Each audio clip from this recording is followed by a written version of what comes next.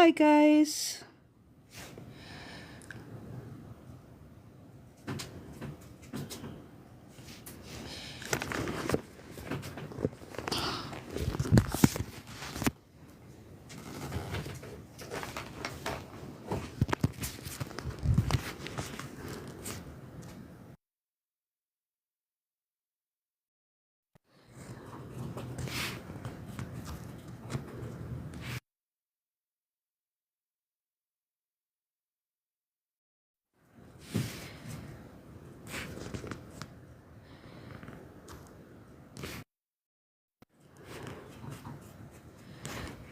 Hi Lone Rider. I'm gonna just go for a second. I might come back in a minute.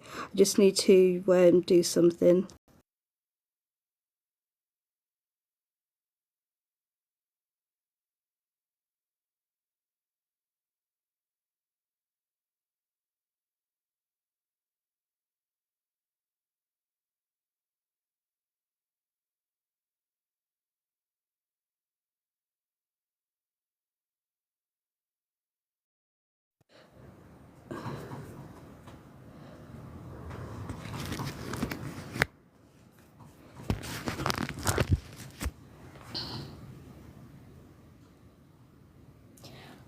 Hi guys.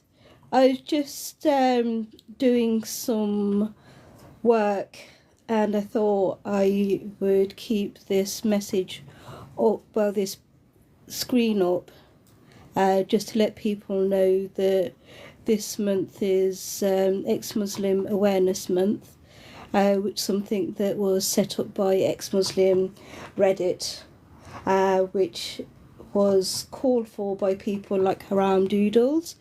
You can follow her on Instagram and Twitter.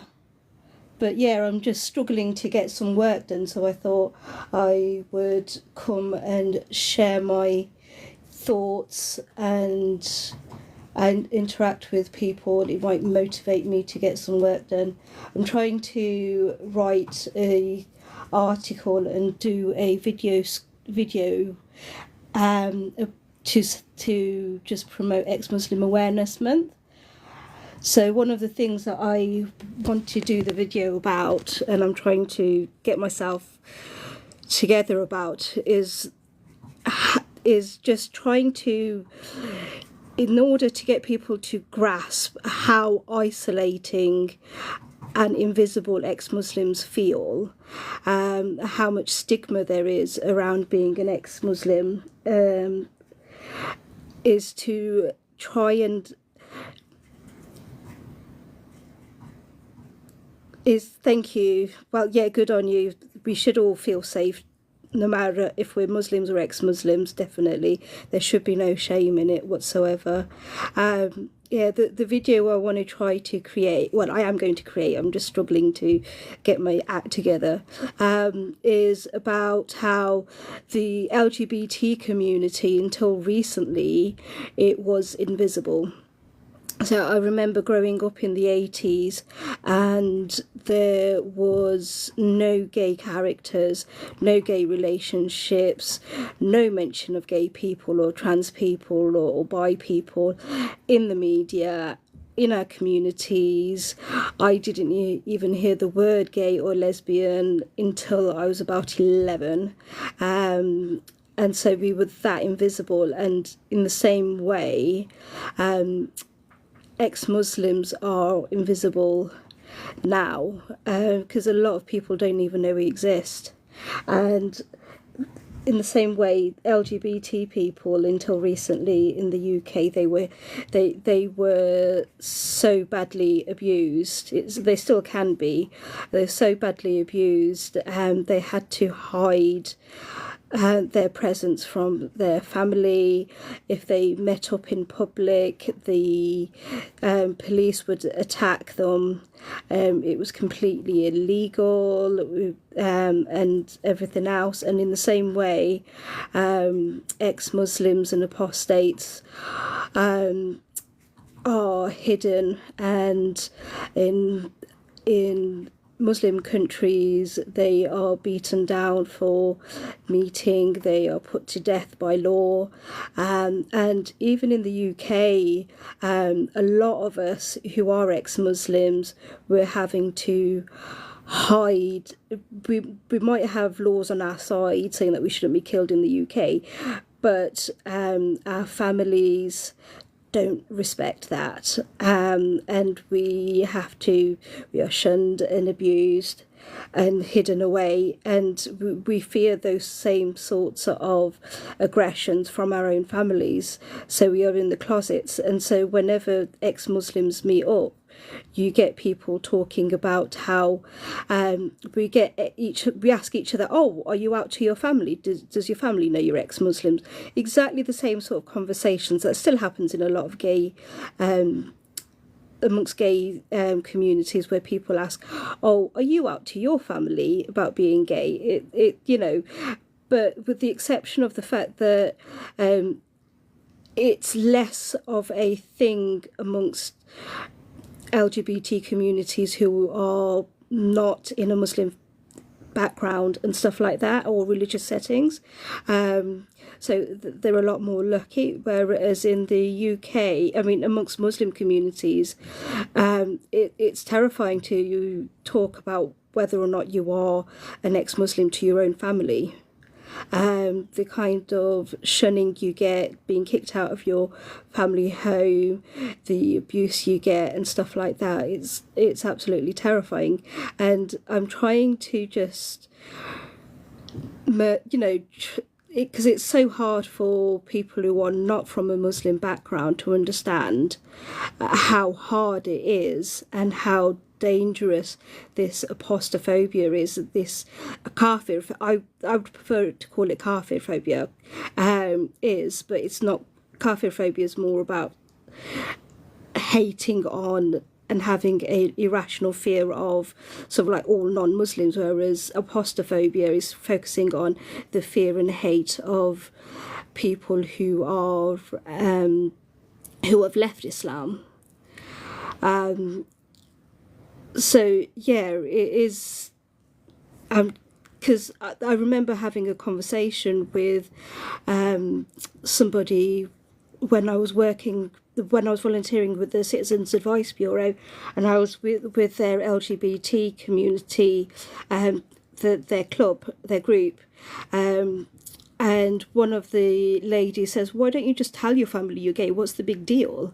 And it's just so exhausting trying to explain how a big deal it is, to tell people in your own Muslim family that you're a lesbian, but also to tell them that you've left Islam. They're both equally dangerous, but it just goes to show, just how important it is to have these conversations, have this awareness, because this lady that was telling me so flippant about it, and that, oh yeah, just tell your parents you're gay, and there's no harm in it whatsoever. It's like she's someone who has worked with the public, giving welfare advice and housing advice and things like that. And if she were to say that to a younger me, it would have completely put me off getting any help. But B, if I was naive enough to, or just desperate enough to follow that advice, I might even be sort of like, I can't even imagine how badly I would have got beaten up or worse. It just beggars belief that you have to explain this stuff. It gets really exhausting. So yeah, I'm just trying to get my shit together to sort some content out, and I'm not really that well focused at the moment, but this is helping, actually, just having verbal diarrhea on here. Morning, I have strong views on this topic and totally agree we need this awareness. I know this is a big question, But what do you think we can do about the hatred Islam has towards ex-Muslims? I'll come back to that. I'm just going to read the next. Too many young people having to hide who they are and what they believe is upsetting. Yeah, exactly. So Mishmash 65.4. I need to look up that verse. Is that? I'll look that up in a bit. But yeah. So there are a lot of organisations coming out now. I mean, a lot of people are doing lots of different things to help combat that hatred. But I think for me, it seems like it's more a case of, at the moment, it's more a case of just being proud of our presence and our existence, and just acknowledging and announcing to people that we exist.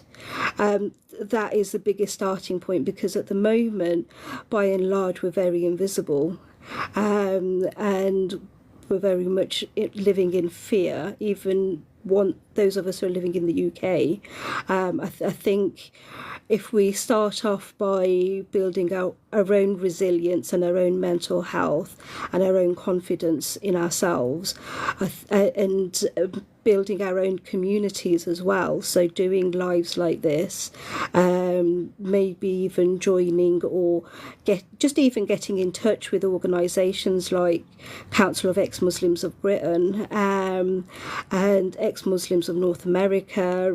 There's a ex-Muslim group in Germany set up by an amazing ex-Muslim called Mina Ahadi.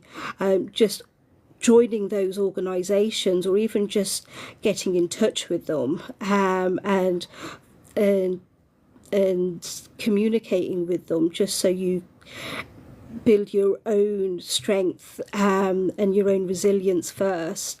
I think that is key, because so many of us are suffering and we're exhausted and we're fed up, and we're having to live separately to the communities we were brought up in.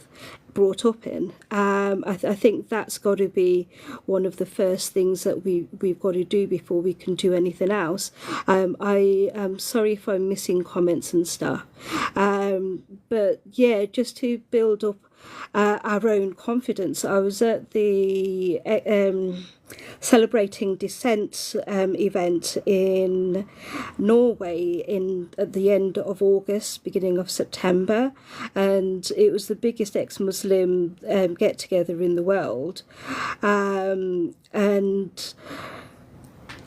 there's a lot of people who don't know about the event, a lot of ex-Muslims that don't know about the event, but it was so helpful. It really helped me just meeting up with other ex-Muslims for the first time, because before I went to that event, I'd only ever seen ex-Muslims or met and talked to them online. I'd never met them face to face,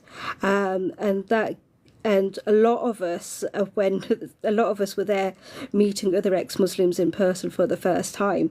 And one of the first things that we all said to each other was, I thought I was the only ex-Muslim in the world growing up. And so, yeah, just knowing that we're not alone, and that we are a collective in the sense that we all share the same sort of like fears and experience, and we don't have to deal with this on our own, because I'm from the left wing.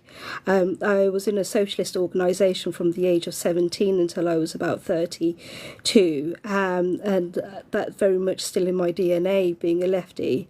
And one of the things that I love about being left wing, one of the ideas that I love the most, is that if you are on your own, if you're fighting a battle on your own, if you go to stand up to a bully on your own, it's much easier for that bully to beat you down.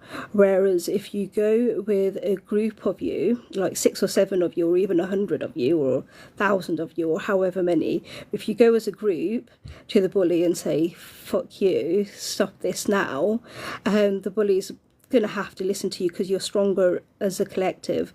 So that's why sort of like awareness of ex-Muslim Awareness Month and organisations that bring us together, and forums and social media platforms that bring us together is so important. So, we can't be picked off individually.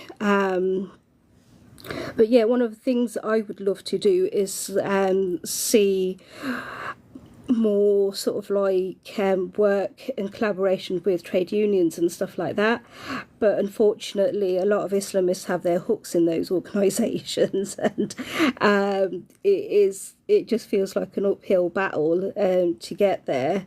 Hi Sherlock the Skeptic, hi Kufaj Chill Out, Polo Mint. Sorry, I'm not keeping up with the comments. For people who have just joined, I kind of procrastinating and trying to get my thoughts together about some content I'm needing to create to celebrate this month. So I thought I'd pop online and just get my thoughts together, but I think I'm actually procrastinating more than I am getting my thoughts together.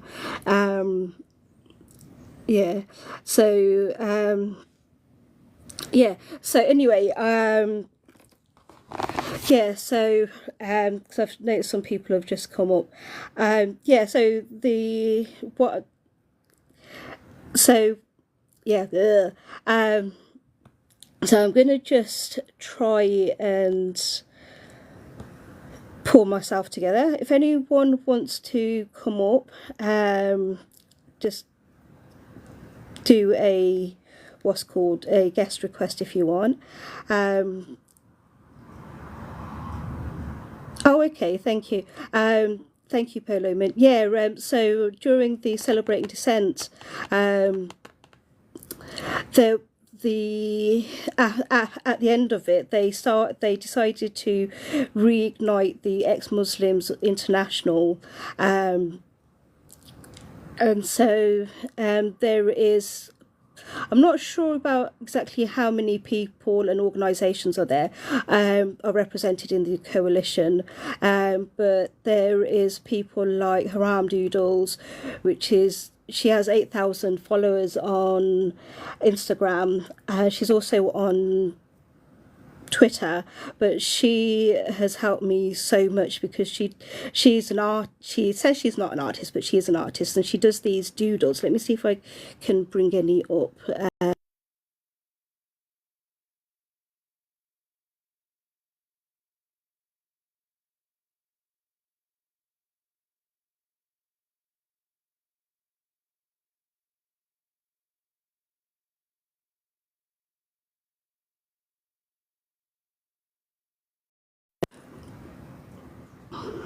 This is Haram Doodles. I can't find her work on my phone at the minute.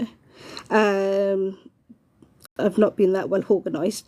But yeah, she does some amazing, really quirky artwork, which really has helped me, where she's poking fun at the religion but not the people, and just her work is so insightful, and when I've looked at her work, it's really helped me heal a lot of my my trauma and stuff like that, and trying to put the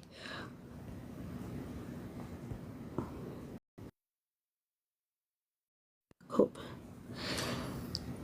Oh, nope, sorry guys.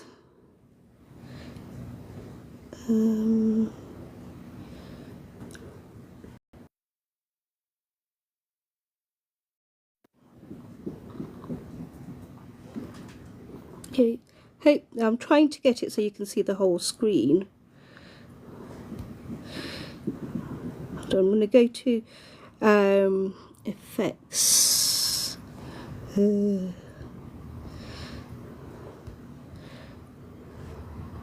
This is such a pain. Right.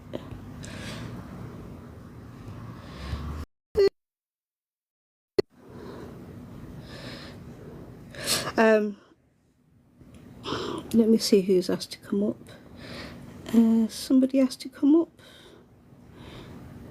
Nope. Right, okay. Right.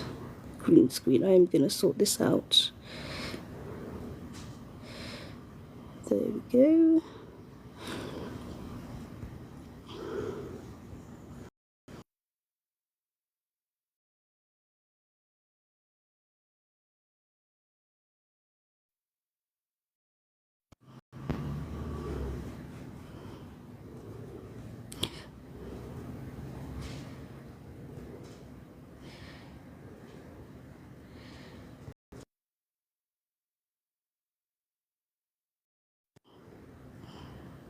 There we go.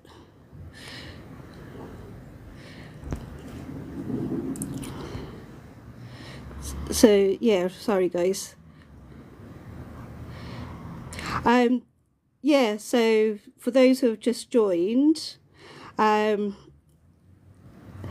so I'm just working on a video to try and raise awareness for Ex-Muslim Awareness Month, because sadly a lot of us are, even in the ones that of us who live in the UK, are having to hide who we are, and the fact that we've left Islam. And it's not just that we have to hide it. When we're hiding it, we're having to deal with the fact that a lot of our family members pray 5 times a day, do the monthly fast in Ramadan. After every other sentence or every other word, they say mashallah and alhamdulillah and inshallah, and things like that. And we're not supposed to mingle with non-Muslims. I remember having a friend at school, and her mum used to tell her, don't talk to and don't make friends with non-Muslims, don't make friends with kufr. And she actually listened to that, like who listens to their parent? Obviously she did. So yeah, it's not that easy just to pretend. People like to think, oh yeah, you just say you're Muslim and that's it. No, it's not as simple as that. You're told not to talk to boys, for example, because mingling with the opposite sex isn't allowed, especially when they're not married to you or not your immediate family. Oh, exactly. I've always been a rebel. I actually no. I'll rephrase that. I'm not the rebellious one. They're the ones that are some rebellious and something wrong with them, because it's human nature to want to mingle and talk and explore and have a chill out. It's human nature to sort of like look at people in the face and stuff like that. It's actually rebellious and against human nature to not do those things. But yeah, so it's not that simple. When you're told that you shouldn't have male friends, and you shouldn't talk to boys, and you shouldn't be gay because that's haram, and or lesbian or bisexual or whatever, and that you should be praying. And then I remember when I was living with my folks in my early 20s and late teens, and my sister knew I'd left Islam, and she still went ahead and suggested to my dad that the whole family go to pilgrimage to Hajj. And I was like, oh, thanks, sis. I didn't say this to her because you just expected to keep stum and silent as an ex-Muslim and as a kafir and stuff like that. You expected to stay quiet. But can you imagine if I had gone to Saudi Arabia to do the pilgrimage as a ex-Muslim? At the time, I didn't know I was gay, so there wasn't that added pressure of an added feel of hypocrisy. But everything about like Islam, it is so ingrained in everything you're supposed to do. When you go to the frigging toilet, you're supposed to do it in a certain way and read a prayer. when you're having, having romance time in the bedroom with your other half, you're supposed to read a frigging prayer so the devil, your child isn't born from the devil's lust or something like that. It's insane. You can't hide your apostasy without really hurting yourself, and being in fear constantly. Not like if you don't do your daily namaz, you're just seen as some devil worshipping freak or something like that. It's not an option. I used to sort of like give in and just ignore people when they used to say, when Muslims used to say on my posts, oh yeah, just like leave Islam, no one cares. I used to just sort of like be like, well, obviously people care because we get murdered we get unalived in loads of countries for leaving Islam. But it's much more insidious than that. That's bad enough. But if we don't do our prayers, there's so much fuss kicked up. If we dare to eat, what we eat is, scrutinized as well, because you can't eat bacon, you can't eat haram food. So everything you eat is sort of, honor killings happen. Yeah, exactly. There's so much bullshit. There's so much control. As non-Muslims and people who haven't been brought up in a Muslim family or community, it's really, especially when we're living in a largely atheist and secularist UK, it's really hard for other people to understand just how much control and sort of like straitjacket religion and Islam puts you in. It really is, because it dictates everything you're supposed to do. And if you don't do it, people don't turn around and say, oh, well, it's your choice. It's up to you whether or not you leave Islam. No, you get family members telling you you've got the devil inside you, or beating the shit out of you, because there is a stupid verse in the hadiths that say if your child doesn't pray after the age of 10 or something like that, beat them. And so when I heard about the unaliving of get the Ian inside you, sorry. Sorry, I'll go. So when I heard about the unaliving of my brain's gone blank. The 10-year-old girl who was unalived by her dad, and she was homeschooled, and things like that. I could relate. I could relate, sadly, because sort of like beating up your children is allowed in Islam, and it's encouraged. What can you say? And so, of course, children like that are going to be beaten up. Thank you. I remember Sarah Sharif, that was her name. Yeah, my brain went blank. I remember looking under comments of people who had posted about Sarah Sharif and her unaliving, and there was some really heartbreaking conversations under those posts where ex-Muslims have talked about how they were abused and how it had triggered them, triggered some bad memories for them and stuff like that. And I remember writing the Faithless Hijabi post for that, and doing the research, and it triggered some really sort of like bad memories for me as well. And it was really, really painful. And you can't just be like, oh, I've left Islam, that's it. No, when Islam tells you that how often you're supposed to pray, how you're supposed to eat, how you're supposed to go to the toilet, who you're supposed to be friends with, who you're supposed to talk to, how you can and can't look at men or women, it's... if you don't do those things, you're so heavily policed.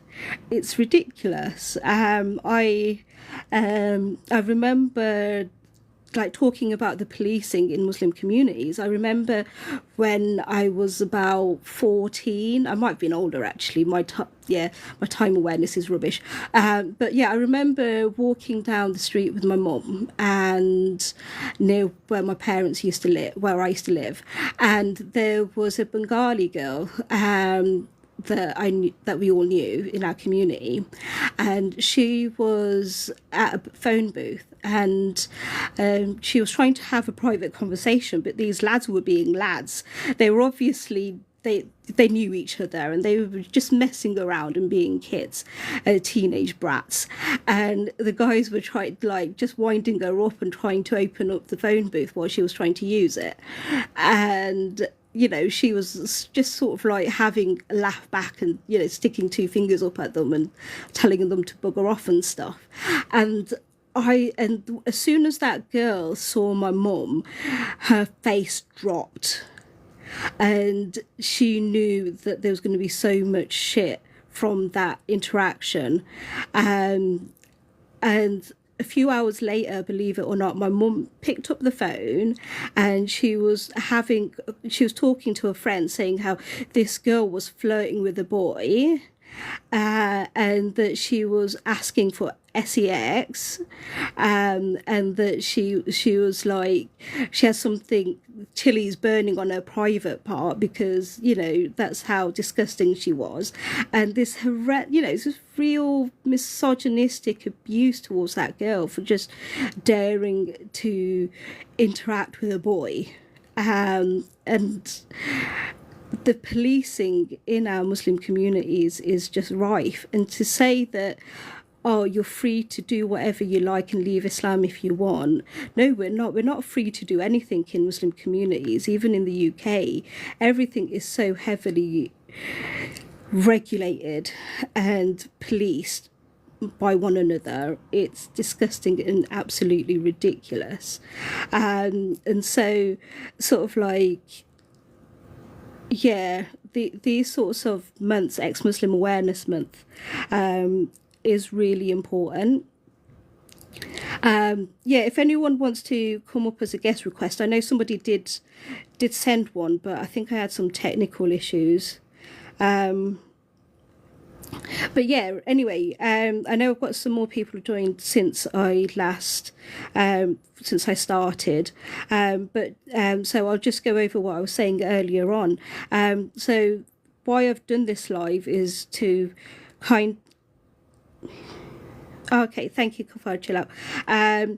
So one of the reasons why I've done this live is try to get my thoughts together and try to organise myself, because I'm working on a bit of content for Ex-Muslim Awareness Month. And what I'm planning to do is do an article and a video about how the LGBT community has before recently, they were so hidden and abused and silenced, and growing up in the 80s, I never saw an LGBT character on the TV or films or relationships or anything like that. And I remember hi.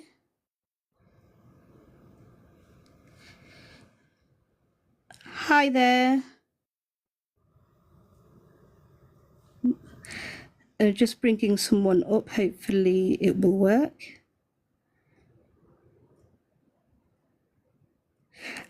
Yeah, while the thing sorts itself out, I'll just carry on talking. So yeah, and I think we forget just how much hate there was towards LGBT people. Because wherever they used to meet, in bars and pubs and stuff like that, they used to have to do it in secret, because if the police found out, they would raid the places and arrest them just for gathering together and spending time together and being who they were. And so, people, I've seen scenes of how they used to have to pull down the hatches and flee like they were criminals.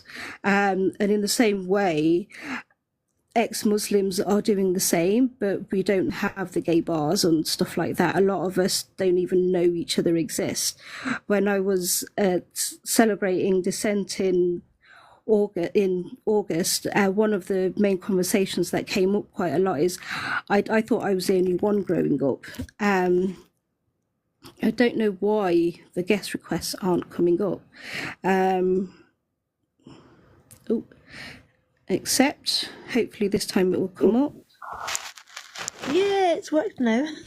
Hey, can you hear me okay? I can hear you fine. How are you?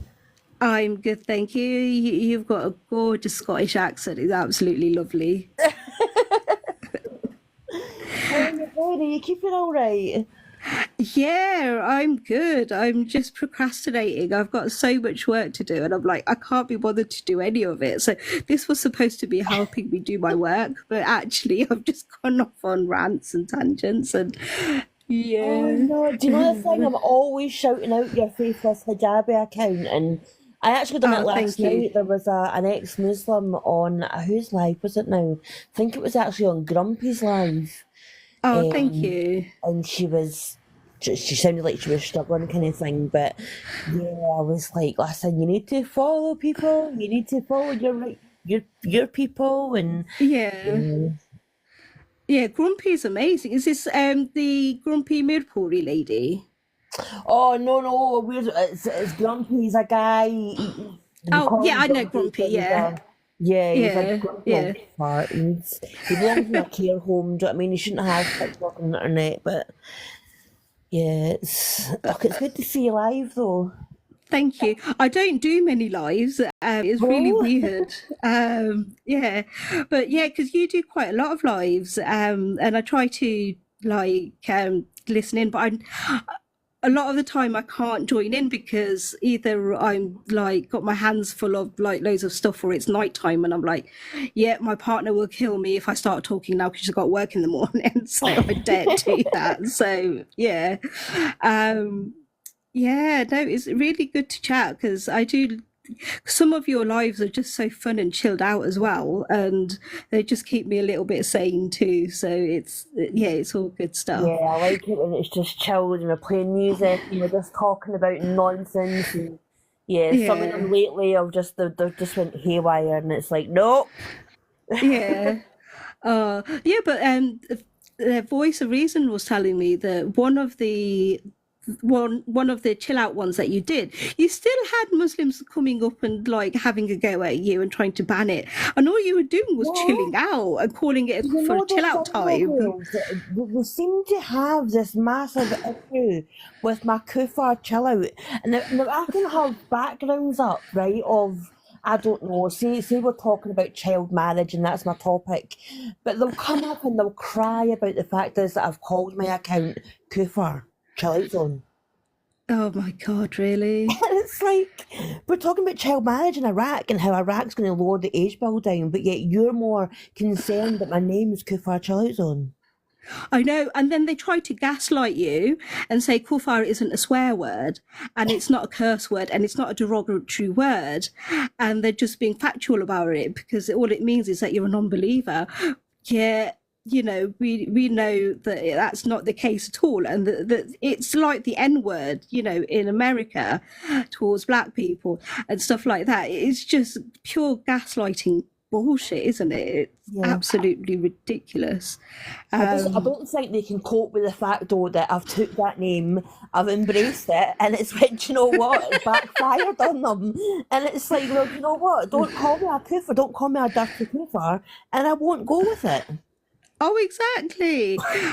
It's like, you know, how we've taken back the word queer because it used to be used as such a slur word and you know, a real homophobic word, and now we've claimed it for ourselves.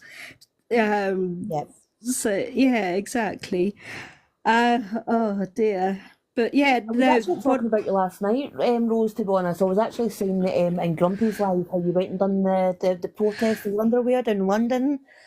I was like, that Yeah. was so brave.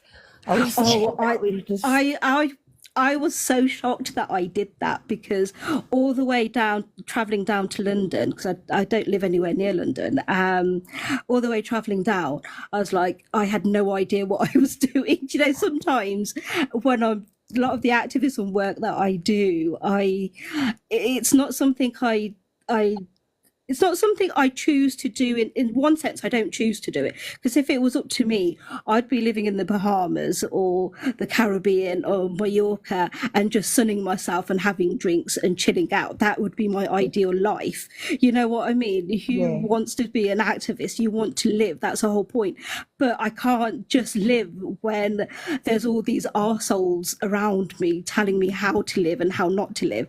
And so, yeah. you know, a lot of the time it's just like, yeah, it. So anyway, I was going down to London. I did not have a clue whether and what I was going to do when I got down. All I knew is that there was a lady in Iran who was being held captive for sort of like no reason of her own, and you know, it's completely disgusting and outrageous, and you know, people are fucking struggling, and I had to say and do something and give a bit of solidarity. I was like, oh, I'm not going to be able to go in my underwear. Surely not. I'll just see how it goes. The main thing is I go and support people and show my face.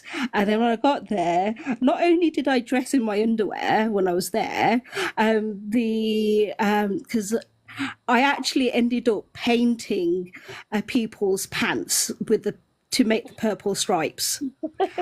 And I was like, when I was doing it, I was so like, I'm like, oh my God. And it felt so uncomfortable, because one of the ladies was like standing there in her pants and I was painting it while her pants were on. I was like, what the fuck? I felt so uncomfortable, and so self-conscious. I was like, what am I doing?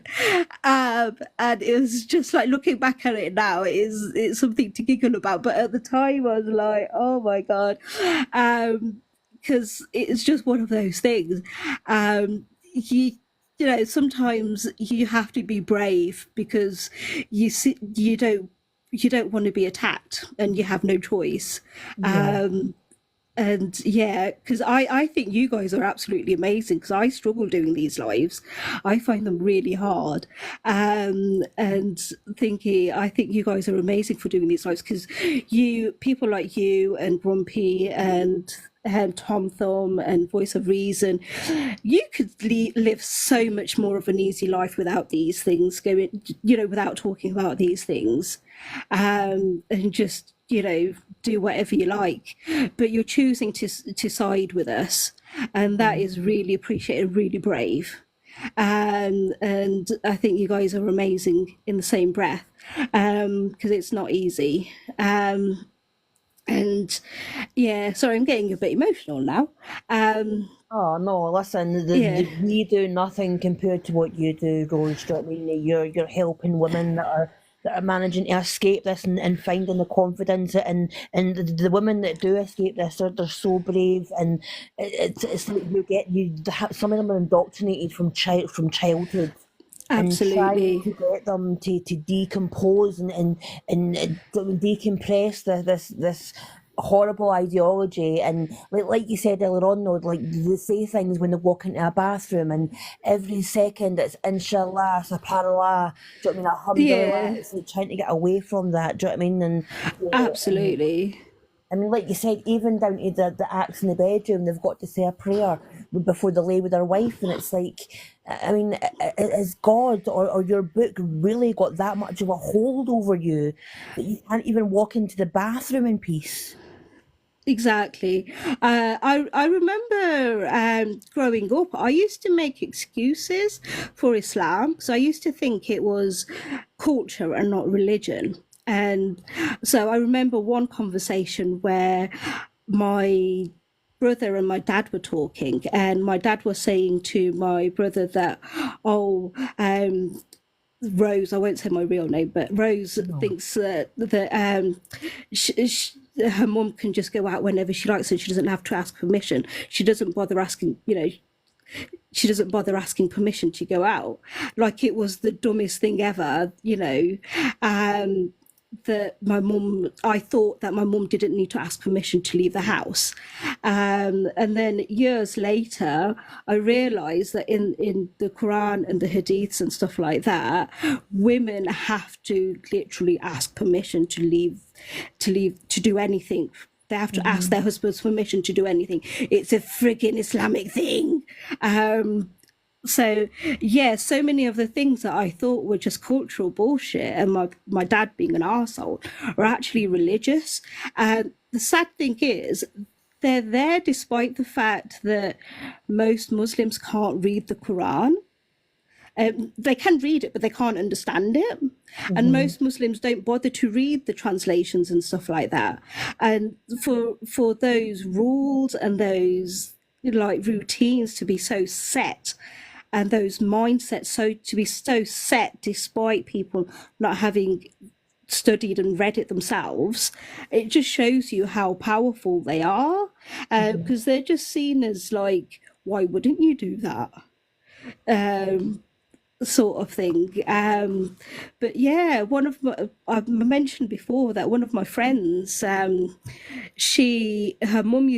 mum would say to her, don't have kafir friends, don't have non-Muslim friends, and don't be too friendly with them. And again, as we know, it's in the holy book not to befriend and be too close to non-Muslims. But my friend actually did that, and she listened to her mum, and I'm like, but then her and her mum had a really tight relationship, whereas me and my mum kind of just let me be feral and do whatever I like, and she didn't really try to control me or anything like that. So I think that sort of like played out to my favor in the end, because my friend who was told to be like not talk to non-Muslims, not to be too friendly to non-Muslims, she's still under the thumb of her mom, and she's still really religious. And I think she might have found my Veiled Rose account on Facebook or something like that and realized it was me. And I think she sent me some horrible messages, but unfortunately I didn't get to read them before she deleted them on WhatsApp. That's awful.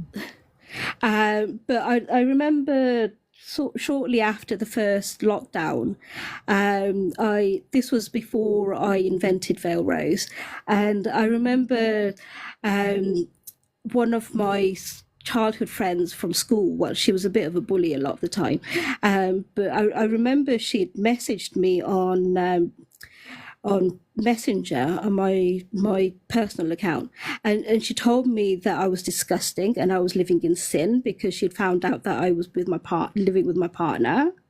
And to my face, she was like really nice, and to my face she had said that I shouldn't have felt ashamed about being a lesbian, that I should have just told her. But days later, because she changed her mind and the wind had changed, all of a sudden I was living in sin and she was disgusted with me. And this was a Muslim girl that I was brought up with, exactly the same age as me, living in the same city, brought up with the same influences. If anything, her mum and dad were quite liberal and they weren't that bothered about Islam and stuff like that. She comes from quite a liberated family, and for her to be that vile and homophobic and religious about it, because she has conjugal things outside marriage, and she takes her boyfriends home to a family home and does whatever she likes and stuff like that. And so the double standards there is unbelievable. But yeah, anyway, I'm going off on a rant, but how did you get, because I've asked Voice of Reason why and how he got involved in talking about Muslims and supporting ex-Muslims and stuff like that, but I've never asked you. So I got caught up, and I don't even know how I got caught up. So I'm actually quite a strong-minded person, right? But I got caught up in the whole Disney Dawa, and I was like, right, okay, maybe. Do you know what I mean? I was like that way. Is there something? Is there? I'm not quite sure. And I ended up, for some reason, my TikTok took me into all this Disney Dawa, and I thought, oh, do you know, that's actually quite nice. And they were reading out the nice, like, happy scriptures of the Quran, and I was like, all right, okay. And then obviously when you're going into these lives, you're getting bombarded with messages and you're getting told to read this verse, read that verse. And I was like, right, okay. And then for some reason, it was actually quite late during the night and I was scrolling and I just happened to scroll into Voice of Reason's live. And I was like, Oh, oh, this guy's Scottish. And obviously, like Scottish and Scottish, it's like, yeah, okay, right, I'll listen.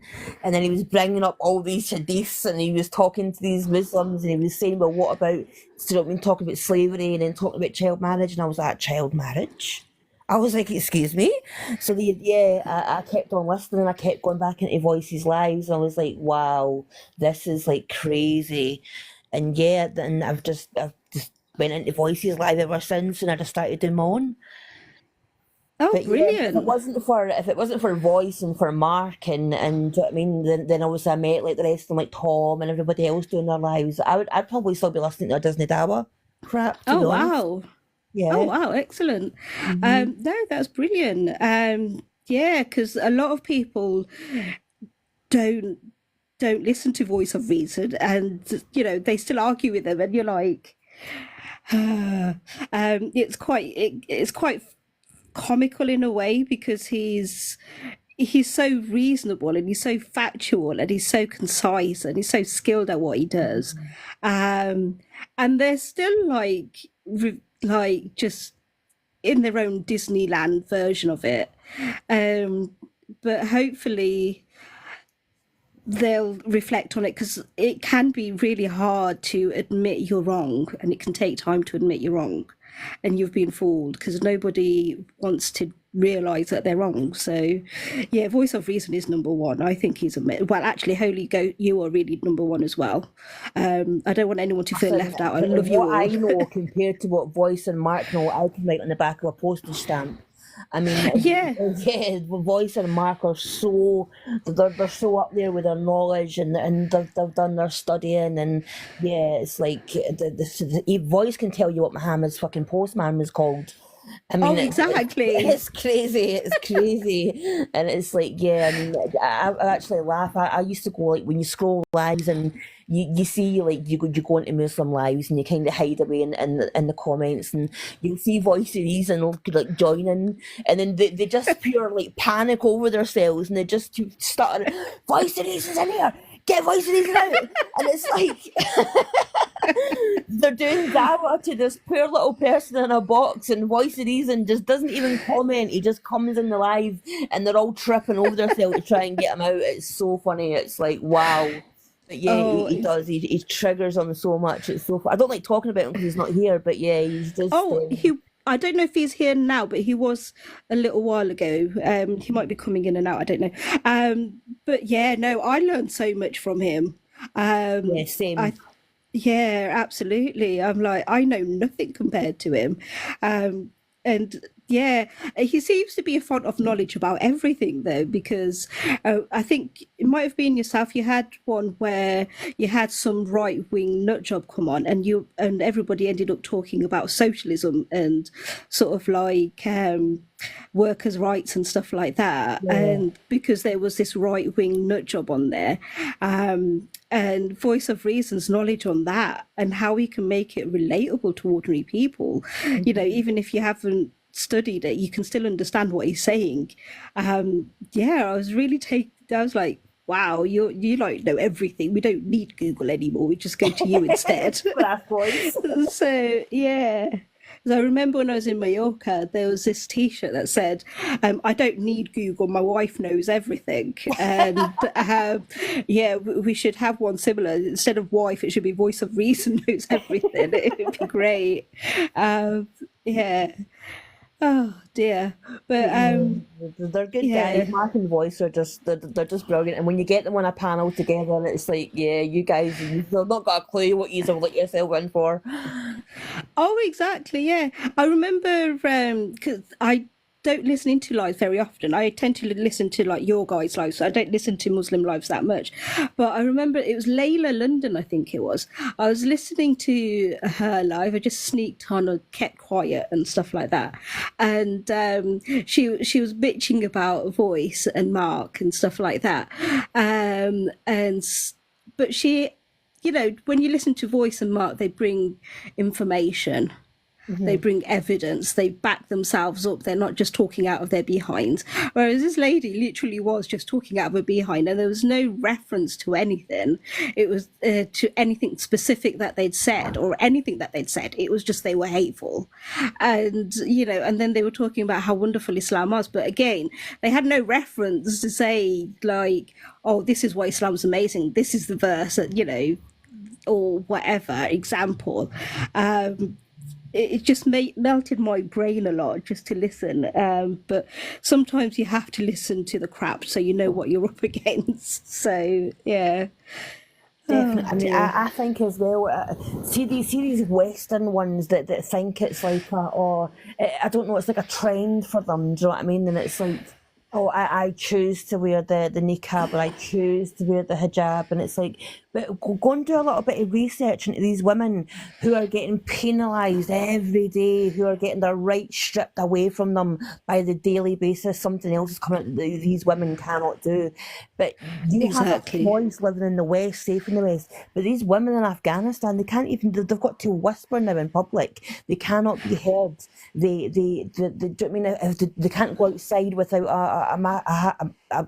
I can never say these words, but a male guardian, and Yeah. so it's like it's just, yeah, it's a way that they're suppressed. But these women that are safe in the West under the Kufar laws and in a Kufar country, but they can choose to wear whatever they want to wear, but yet their Muslimah sisters that are actually living in these laws, living under the Sharia, living under, do you know what I mean, suppression, and now they can't even work. Some of them can't even ride a bike. They can't Oh, even drive. exactly.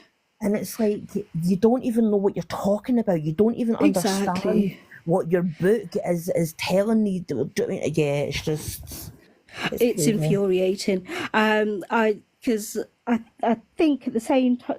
At the end of August, the Taliban decided that women aren't allowed to raise their voice and use their voice in public. Hmm. And when I heard that and I read that, it was like something beating me to death. You know what I mean? It just really hurt that a lot. And that was me living in the West. It just really pissed me off and upset me and made me so angry. And I felt so helpless to help these women. And it really, really pissed me off. Because I can kind of relate to it from seeing how my dad would treat my mum and tell her to shut up. I remember my dad telling me that I needed to be quieter because I was too loud after I'd been walked into a room. Apparently I'd walked into the room too loud because women should walk into a room quietly and not be noticed. And thinking, I just remember feeling so angry on behalf of those women because I could relate to it and not to, I know there's a world of difference, um, but it just made me so mad, and I can't understand how other women can see what is going on over there and just be so blasé about it Hmm. and not be angry about it and propagate this vile ideology, this vile religion, and not see what they're doing is damaging and hurting those women, and stuff like that. Yeah, oh, And a lot of the time. even people here, I mean, even, just a quick Google search, and anybody can do this, it's in the comments. Go and Google honour unalivings in the UK. And Exactly. even this, I mean, you've got women, I mean, their families maybe fled from, I don't know, say they fled from Sharia law and they've come to UK to live in safety. And they've ended up, because they've brought their children up in a Western civilization, and because their children are becoming like Western westernized. They don't want to wear the burqa. They don't want to wear the hijab. They want to go out with their friends. They want to have fun outside. And I mean, there was a lady that was pregnant. I'm sure she was pregnant. Yeah. And she got unalived by her father. And it's like, I mean, is the book that ingrained and that deep that you've got to, that it's okay to unalive your child? And there was I think that she was 9 years old. It was a child. The mum and the stepfather actually unalived her, and they were actually trying to get away back to Pakistan. I think it was Pakistan, and then they realised, Yeah. then they phoned and said, "Oh, by the way, just to let you know that we unalived the daughter. She's in the house and she's gone." And it's like, Jeez. it's sickening. It's so, yeah, it's sickening. And you've got these Western idiots that won't even take time to read the hadiths. They won't read the books. They just think, oh, this is a cool trend. Let's just do this. Let's just say all these Absolutely. words, and yeah, everything's okay. And it's like, are you stupid? Exactly. No, it's horrendous. Absolutely. I don't know if you've heard. I think you have actually. Fawzia Javed. She was a employment lawyer, and she was married to. She got married, and she was unalived while she was pregnant. She was pushed off Arthur's Seat in Edinburgh, Yeah, that's right. and I remember hearing that they played a clip in the court hearings where the husband was having a go at her, saying, "Why are you acting like a man? Stop being like, you think you're British and you're a woman, and stop acting like a man." I can't remember the exact words, but you can hear the venom in his voice. And that's all Islamically, like that's just dripping in Islamic sort of like religious disdain for women, absolute hatred for women. You can hear it throughout that. And you could tell how much he despised his wife having any sort of autonomy and independence and a thought for herself. And and these religions, these books have a vile, life-ruining effect. And this was a woman who was like, she was still religious. Her family's still religious. It's up to them what they do. But her mum sort of like works with Karma Nirvana and charities like that to try and promote like domestic violence charities and try to like raise awareness for honor killings and stuff, against honor killings and stuff like that, honor unalivings.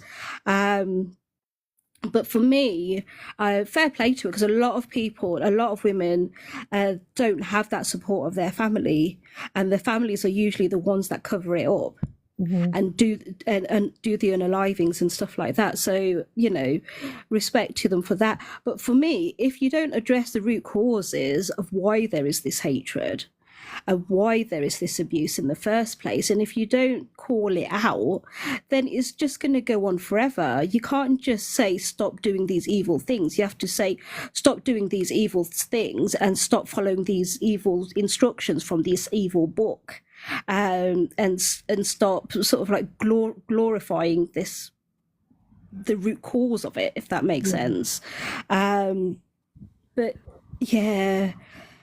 I mean, Voice on My Live, I think it was on My Live a couple of days ago, he actually had this person got, basically there was charges pressed upon her for teaching jihad to children, and Voice has actually got the book.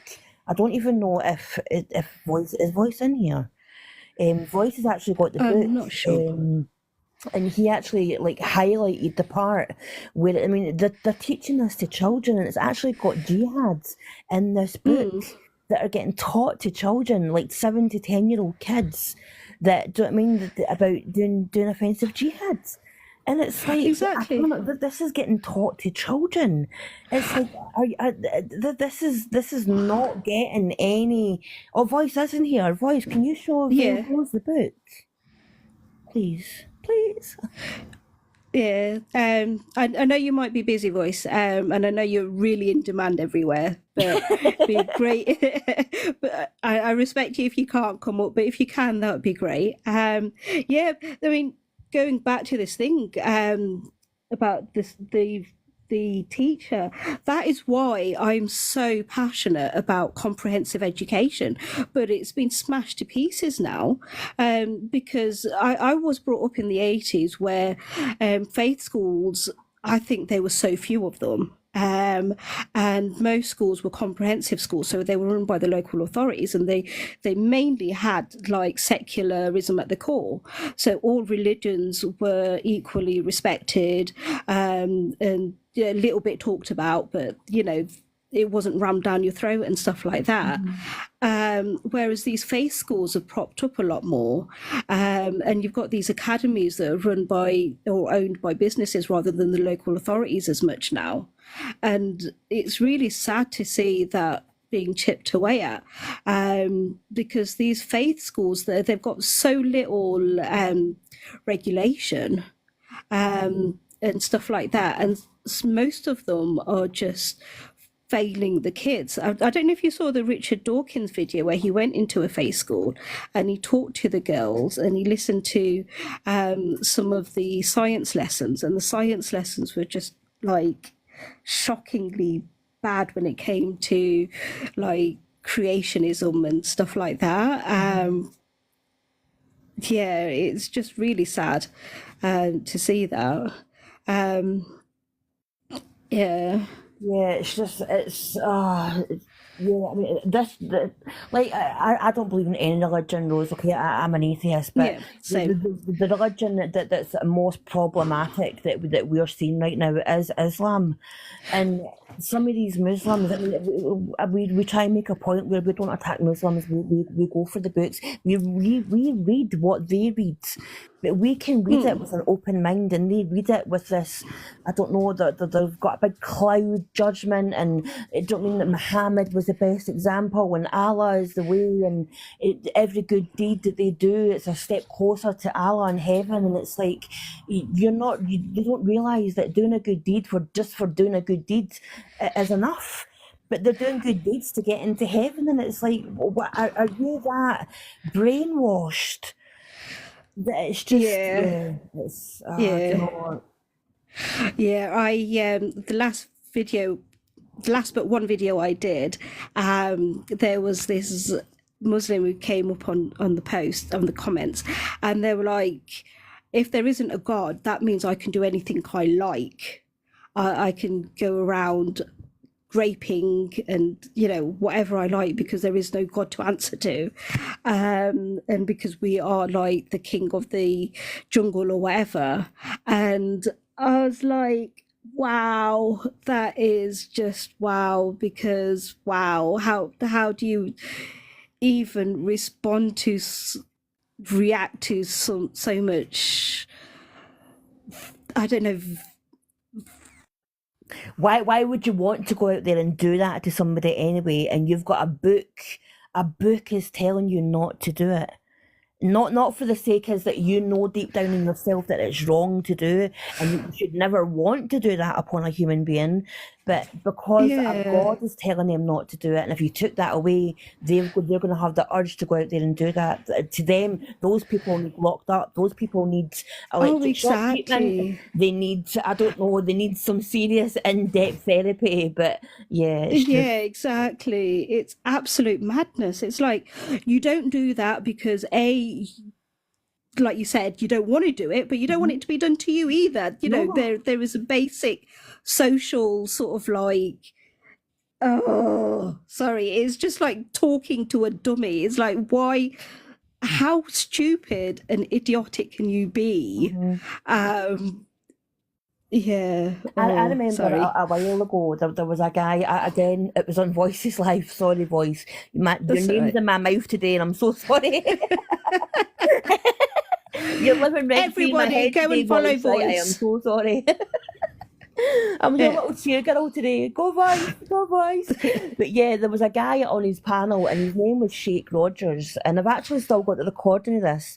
And he actually said that if he was living and a person come up to him and met the qualities to marry his daughter at 9 years old, he would say yes.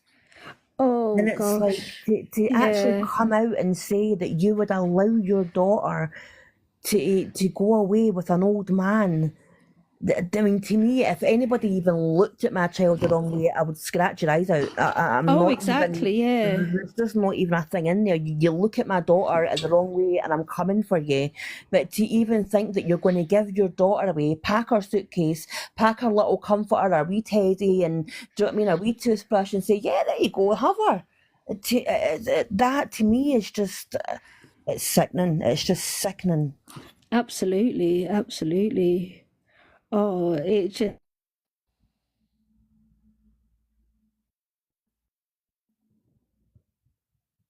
really strong and stern, and you have to really work on your mental health and stuff like that just to keep yourself not wanting to punch walls all the time. You know what I mean? It's absolutely disgraceful. Ali Dawa did was caught out in a similar thing where somebody asked him, because Islam is supposed to be for all time. And somebody asked him, would you let your 9-year-old be married off while she's 9 years old? And he was like, yeah. Um, Mm. and and a lot of people were like, whoa, people send this guy to like report this guy to social services, which is exactly what should be done. But yeah, there was this really surreal video that he did. There's a couple of surreal videos that he's done.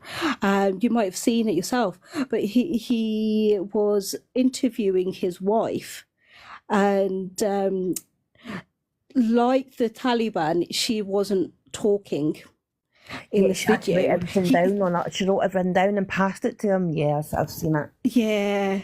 and you could barely see her back as well. And this was before the Taliban introduced the women can't use their voice in public. But now they've gone to the extent that saying that women can't use their voice amongst other women in the presence of other women. I think they might have retracted that recently.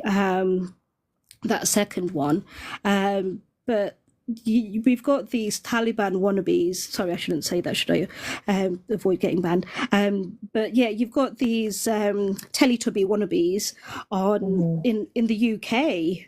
And I think during the last general election, they tried to have, oh, I can't remember, I think it was a Muslim party or something like that, or an Islamist party run in the general election, but they didn't get enough, they couldn't put it through for whatever reason. um so yeah, the UK is mostly atheist, but there are these vile elements in the UK that would quite happily see secularism and atheism just completely wiped off the face of the earth and have women not use their voices. Because I remember there's Dili Hussein, I think his name is. He's a Dawa boy, and I think it's called Five Pillars Program or something like that. And he was interviewing one of the members of the Taliban and hailing how amazing the Taliban is, and how beautiful their Islamic emirate is. And I'm like, wow. And these guys have huge followings, and these are probably the sort of morons that people like my sister and my nieces are following and thinking that they're brilliant. You know what I mean? It's quite scary to think that people of my generation, my age, and people brought up in the same city as me, the same schools as me, have got such different views about this stuff. Yeah, but yeah, we're still ex-Muslims. We're still quite a minority, and a lot of people don't know we exist. And yeah, and we're still having to stay in silence and apologize for existing. And it's taking a lot for us to just get rid of that internalized guilt as well, because I was talking to somebody and I realized just how much I've internalized those calls that I'm a racist and an Islamophobe and stuff like that. I didn't realize how much I'd internalized it, because they were a Muslim, but they knew I was an ex-Muslim and they didn't give a toss. They really didn't care, and they were happy to help me and stuff like that and support me. And I didn't want to upset them and their views, so I didn't want to sort of like talk about how much I hated Muhammad as a PDF file and stuff like that, because I didn't want to upset her and stuff. And I was sort of like policing everything I was saying just so I don't upset her. And you end up internalizing a lot of this hate that is driven at you, even when you don't realize it. It's just so subliminal and it's so constant. You get this constant barrage of hate from Muslims and apologists that you don't even realize it's going into you. So like talking back and saying, look, no, we're not going to apologize for it because we're not doing anything wrong by pointing out this evil. We have the right to exist and the right to talk about these things. It's you that shouldn't have the right to hate us, and that shouldn't have the right to unalive us and to call us all sorts of nasty, sort of like derogatory terms and stuff like that. But yeah. I mean, I do think when you've got these idiots that do that, and they come at you with so much hatred, and it's like, and a lot of them are Western women that are doing this. They're women idiots, and it's like, do you know what? I would love to dump you in the middle of Afghanistan and leave you there for 6 months, and then see how you feel. Absolutely. And live under, obviously, I mean, not a full country follows a full Sharia, but live under what they live and live how they live, being dictated to on a daily basis about what they can wear, what they can say. They can't listen to music. They can't recite the Quran. Do you know what I mean? Live how they live, and I dare you to come back to me in 6 months and tell me that is what you want to live under, because I can guarantee. To be fair, I don't think they'd survive more than 2 days. No, especially when you get these ones that come on and they scream and shout, and some of them as well that come on, they don't even wear the hijab, and it's like, listen, if you were to step outside in an Islamic country without your hijab on, let's see how far down the road you get. Oh, exactly. Yeah, it just beggars belief, the lack of compassion and solidarity with other women, doesn't it? It's like, how can you be so self-righteous and self-centered and so callous about it? It's ridiculous. I'm like that with men though, because thinking guys think they would have it easy over there, but no, because music's not allowed. You're not allowed to talk to women. Imagine not talking to the opposite sex. I mean, I'm a lesbian, but imagine I couldn't talk to a bloke. That would be so surreal, because you need that human interaction. Do you know what I mean? I mean, we've got some of these guys that come on alive, and they're sitting in their car and they've got Eminem blaring on the radio, and it's like, listen, do you know what I mean? You've got Eminem blaring in the background, and you're coming on here to shout about Islam. It's like, I'm sorry, but pot kettle. It's like, what are you doing? Do you know what I mean? Oh dear. Oh, do you know what is really ironic? It's so ironic. There's this a lot of people, I didn't know how many Afghan women like are fighting back, who are actually living in Afghanistan. There's I'll have to post them at some point soon, but you've got women even in Afghanistan in the dawn of like daybreak and stuff like that.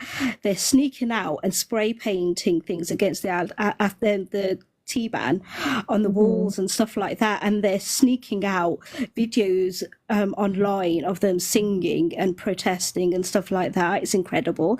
But one of these ladies, she ended up, her name's oh, my brain has gone, Alizadeh. And she escaped from Afghanistan with her family to Iran. And then from Iran, she managed to get a scholarship and she moved to America. but she's a rapper. She absolutely loves music, and she was inspired by Eminem to become a rapper. And exactly, and one of the rap songs that she did, it got 10 over 10 million views on YouTube, and Wow. that's what helped to get her scholarship and helped her to get noticed and get to America in safety. And now, while she's in America, she hasn't given up the fight. She remotely runs a school for girls online. Um, so thinking, because one of the things I've struggled with, especially when I was growing up, um, I just remember feeling so weak and so helpless because I didn't see women around me fighting back and answering back and questioning things. It was so hard and it was so suffocating. I had such a hard weight. But seeing women and knowing about women like that is incredible. And when I went down to do the protest in my underpants, and when I ended up painting someone's underpants while they were standing there in their underpants, surreal.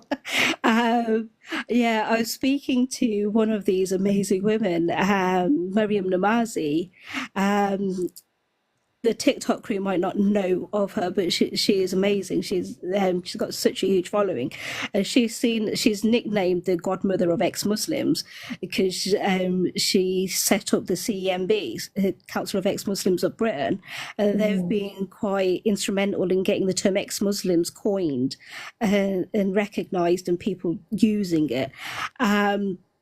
But I was talking to her, and in my head, she is an incredibly strong woman. And, you know, she was arrested when she was living in America and beaten by police and, you know, for protesting against the Iranian regime and stuff like that. And and in the UK, when she's done talks at universities, about Islam and about how detrimental it is and how it attacks ex-Muslims and apostates and minorities and stuff like that and women. She's had sort of like dawah boys like hovering over her, telling her to shut up and trying to shut her down and being really aggressive. And she's not stood down and she's stood her ground, and she's carried on talking and stuff like that. People have tried to ban her. People call her all sorts of things. You can imagine the threats she gets. And thinking when I first met her actually in Oslo, she actually I was registering for the conference, so I was putting my name down and stuff like that. And as I was writing it, she was like, "Oh my God, you veiled rose," because I still hadn't shown my face that much in public. And she like gave me a huge hug, and she was so warm, and she was so sort of like lovely and encouraging and stuff like that. And during that conference, I one of the sessions, I raised my voice and asked a question, you know, made a comment about something. And afterwards, she came up to me and she said, "Oh, I heard you speaking. It was really good. We need to hear your voice a lot more. It's really important." But, you know, there's this really bold as brass woman who's like, you know, standing up to these nasty people. And she's got this persona of being a real hard ass. But she is that, but she's so warm and vulnerable when you know, because she's still really human as well.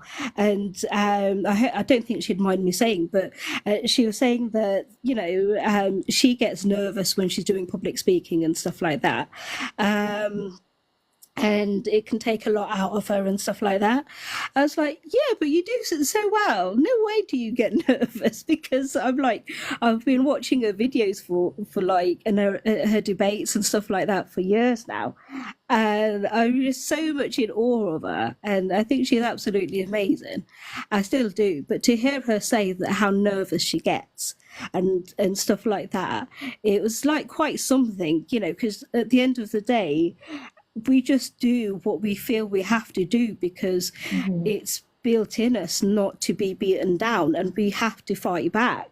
If somebody punches you, your immediate reaction is put your arm and defend yourself. And, it's ideally you don't want to be fighting because you don't want somebody to punch you in the face. But at the same time, if they're going to do that, you might as well build up your defenses and fight back. And yeah, it does get exhausting, but it can be really good fun when you meet other people who are fighting with you, and encouraging you and stuff like that. And you can have a real sense of togetherness with people who are from completely different walks of life. Yeah, so yeah, I do go on a bit. I'm sorry. No, it's well. I just obviously, I mean, we think you're amazing the work that you do and the support you give to women that are able that find that courage to break away from it. We just think that you're absolutely amazing, and I hope that you keep it up, and I hope that I hope more women are able to come forward and Absolutely, yeah. stand up for Um, themselves. Absolutely, yeah. But yeah, no, this has actually really helped. I think I've got a bit more of a idea of what I need to do now with the content that I need to create. So yeah, but thank you so much, Holy Go. Is Not a it problem. um, Sam. Sam? That's it. Yeah, thank you, Sam. Yeah. So how often do you go live? Probably every Pick day. yourself up. Probably about once a day, but see, to be honest, I mean, I go live, and it's like I'll maybe host for the first couple of hours, and then like it's a shame as well because if I've got voice Mark or Razan that come up, and do you know what I mean, I know that I mean there's nothing that I can counteract with these guys. Do you know what I mean, I'm not even on a level Yeah. with these guys, so I just kind of leave them to it. But I don't have that much of an attention span to stand there and actually do it all. So I go away and I do things like I'll go and do my ironing, or I'll go mop my phone. I'm like, yeah, guys, just carry on. I'll go and collect my daughter from school. I'll keep the live running. So it can be running for like 9 hours. Do you know what I mean? But I'm not there. Yeah. Yeah. Oh, I think it's But I incredible could, because sorry, go on. no, on you go. I don't know how you multitask that though, because when I'm doing a live, I can't cope with doing other things at the same time. I have to sit still and stuff like that. But I know you just hand it over to other people and you just like do your own thing. But I don't think I could cope with that because I kind of have to know what's going on in the comments and stuff like that and be on top of it all. But yeah, because if it's all right with you, I'm going to share this on YouTube and my other platforms so Yeah, of course. people can see it. And what I will do is because you guys do such a good job on here, because TikTok, I think, is one of the hardest platforms to talk about Islam and be an ex-Muslim and be sort of like you be critical of Islam and stuff like that, because you have so many Muslims that try to shut down these lives and get you banned all the time. And stuff like that. And I know some of you guys have got like 20 accounts or something like that. You're constantly being banned, and then you're having to reset your thing again and find everyone else and add people and stuff. You guys have become like ninjas at it. It's really good. But yeah, I'm gonna sort of like, I've never really stopped to think about it, but I'll put a link to these profiles for you guys as well, because it'd be really good to see how hard you guys work on this platform, which is I think it's the hardest platform to talk about these things on, and you get so much abuse as well. I hear it and they come on and just swear at you and stuff like that as well. So don't underestimate just how much difference you're having. And yeah, I know there have been sort of like Muslims who have come up to, I think I heard a few months ago there was a ex-Muslim who came onto a live. I think her name was Natashinka, and she was saying to Voice how he'd helped her with being an ex-Muslim and cope with being an ex-Muslim because of his videos and things like that. She felt like validated and supported, and like she wasn't on her own and stuff like that. So I can imagine you guys are changing a lot of minds as well. I know I don't do any lives, well, many lives, and I don't do many videos on TikTok and stuff. But when I did do more, I remember having people come up to me in the comments afterwards, like behind the scenes, saying, "Actually, now I've thought about what you've said. Yeah, I have left Islam and I've had the courage to do it, and I'm glad I'm free." And stuff like that. So yeah, you guys are having a huge effect, and it's really great. And I know you don't like compliments because they make you feel uncomfortable, but Yeah. yeah. I like it when I'm getting called a CUNT or a BICCH. I know I'm getting somewhere. Oh, My, that's so my funny. life's not complete until I've been insulted. It's like, do you know what? Yeah, I've triggered somebody. I'm happy. Oh, bless you. Oh, I've got another polo mint. Oh, I'm gonna just accept someone else. This is the first time I've not struggled with having a guest on. Usually I'm like all tongue tied, but I've not found it as hard this time for some reason. Hi, Polo Mint. Oh yeah, you're right. I'm good. I was expecting an American accent when you spoke just then. Oh no, I'm as camp as it comes, unfortunately, with my accent.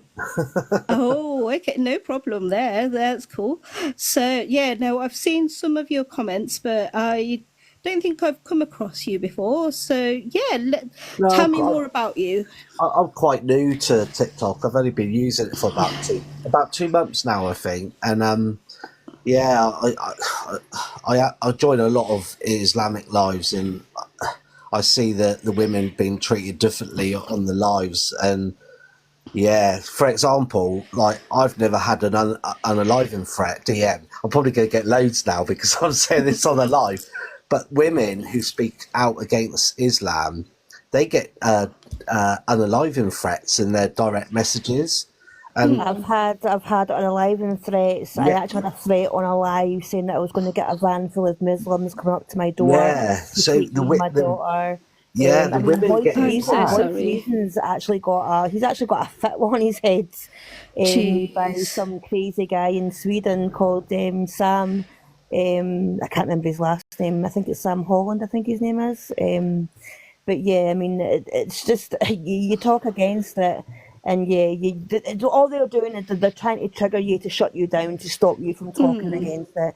And I'm sorry, but you can say about as many vans coming to my house, or you can say what you want. You're never going to get my daughter. You're never going to come to my house. So do you know what? I'm not stopping. Because that's what they want. They want to shut you down. They want to use their aggression to stop you from doing. And I'm sorry, but you can stand in your house and spit at your phone. It's not going to stop me from talking about what I want to talk about. So Exactly. yeah, and that's just the way it is. That's the way the cookie crumbles, I'm afraid. Yeah, Exactly. I see the treatment of women on the lives, and like for example, I'm allowed to speak more often than the women are on a lot of these panels, and they often get removed faster than the blokes. And I've not had one single threat in a direct message. Now I don't know if that's because I don't cross the mark, or well, no, it's not because I have other women on the panel, and they're more polite than me, and they've showed me they post pictures on their storyline on TikTok, and it's like the stuff they say and the stuff they're going to do to them is just nuts. And it's like all because they've got opposing view. It's like crazy. Absolutely. Yeah, I remember. I'm really sorry that Holy Go, and that's why I appreciate you so much. You're a twat. So I'm trying to do it in a way that you like it, if that makes sense. I'm trying. But yeah, you're such a moron for sticking up for yourself. How could you do that? I love it. You're not, yeah, but yeah, I appreciate it because you guys could be living such a simpler life, and you're being absolute muppets for even daring to speak out, and you're not making any difference to my life and my strength at all. But yeah, I think I remember Lamis. She's a TikToker on here, and oh, I remember she'd come up on a live, and she was in the guest box, and there was Voice of Reason and other other people speaking as well. But as soon as she spoke, the venom that she got, she could barely say two syllables, and the venom she was getting was horrible. And she was so polite about everything she was saying as well. And I was in the I think I was in the comments supporting her as much as I could, and like, you know, getting really angry with her. But she was so used to it. I don't think she even realised it was there, and she was so calm. But yeah, the kind of the hatred for women is pathological. It really is. And this was from another woman she was getting this hate. And I think sometimes it's because they don't have the courage to make that step forward. And when they see somebody else do that, they're quite jealous or insecure, and it just sort of like triggers something in them as well, I think, for some women. And a lot of the time it's just pure venom that religion has, and Islam, you know, has the most power at the moment in terms of like most, you know, all of the religions. It's probably the most effective and most powerful, but they're all pretty vile. But yeah, no, I get you. I mean, to me, the levels of hypocrisy, do you know what I mean? When you've got these Muslima women that are coming up in the Western reverts, and they're shouting at these women that have lived a life. These women have lived a life in the East. They have lived under suppression. They've lived under the dictatorship. Their families have fled when they were children for them to have a better life. And it's like, how dare you, a Western revert, have the nerve to come up here and confront a woman who's lived this life, who couldn't ride a bike as a child, who witnessed the most horrific things over there, and you're coming here because you've read the Quran, you've jumped on the trends, and you've got the cheek to come up here and shout at a woman that's lived this life, that can speak Arabic, that knows the true Islam, and you are coming up here and telling them that they're the bad ones. Absolutely, yeah. I've spoken to Saudi ex-Muslims and women, and it's unbelievable when people are saying that they're Islamophobic. I'll be like, how is it irrational for a Saudi woman to detest and fear Islam? How is that irrational? On what planet is that fucking irrational? You know what I mean? It's beggars belief. But yeah, hi Tom Thumb, how you doing? Hello, Valdrose. How are you, darling? I'm good, thank you. Good. Yeah, I think we need a rendition of some of your comedy characters that you've done, because I think you did one of a trans woman, which I found absolutely hilarious. Oh, that's okay. Yeah, Joan. She's I think she's away the week. She's gone to Brighton. She does a show in Brighton on the weekend. Yeah, she does it in drag. So she's in Brighton. She does magic tricks with ping pong balls. Oh, okay. Oh, okay. Oh, okay. I would pay good money to watch you perform. Oh, yeah, she's great. She's lovely. She's absolutely lovely. She's got. I think I've recently put a video of her up on this account. She's dancing with a hula hoop. Yeah, okay. She is on. Yeah, there is a video of her. It's the only video I've got of her. But she's dancing with a hula hoop. Oh, okay, fair dues. Yeah, I can dance with a hula hoop, not for very long. I managed to do one spin and then it falls down. I know, she does it in full. She's got a dress on with high heels, so she looks amazing. Amazing. Okay. Okay, fair dues. So she sounds brilliant. But yeah, I love listening into your shows. When you're chatting and stuff like that. And you give good for your money. You do. You are brilliant. So everybody. I tried to. Yeah, everybody follow these three on here. They are brilliant. Emma, you tried to come up, but you disappeared. Sometimes when you tap Vildrose, it puts you in the guest box. So sometimes it is by accident. But Emma sometimes does come up. She's lovely. But yeah, sometimes when she taps, she goes into the request box. Oh, okay, brilliant. Okay, no worries. But yeah, so thou art down south. What were you saying? Are these guys atheist or Christians? What? It doesn't matter if we're the atheists or Christians. We're just against Islam. But yeah, did you want to come up? I don't know why. You've got the guest request. Do you guys fancy talking to this guy, or should I leave it? It's No, completely up it's to up to you. you. It's your life. It's entirely up to you. Yeah, I quite like the chill out vibes at the moment. We'll give it a few minutes. You keep the guest request on, and then thinking if I get bored, I'll pick you up. So I yeah.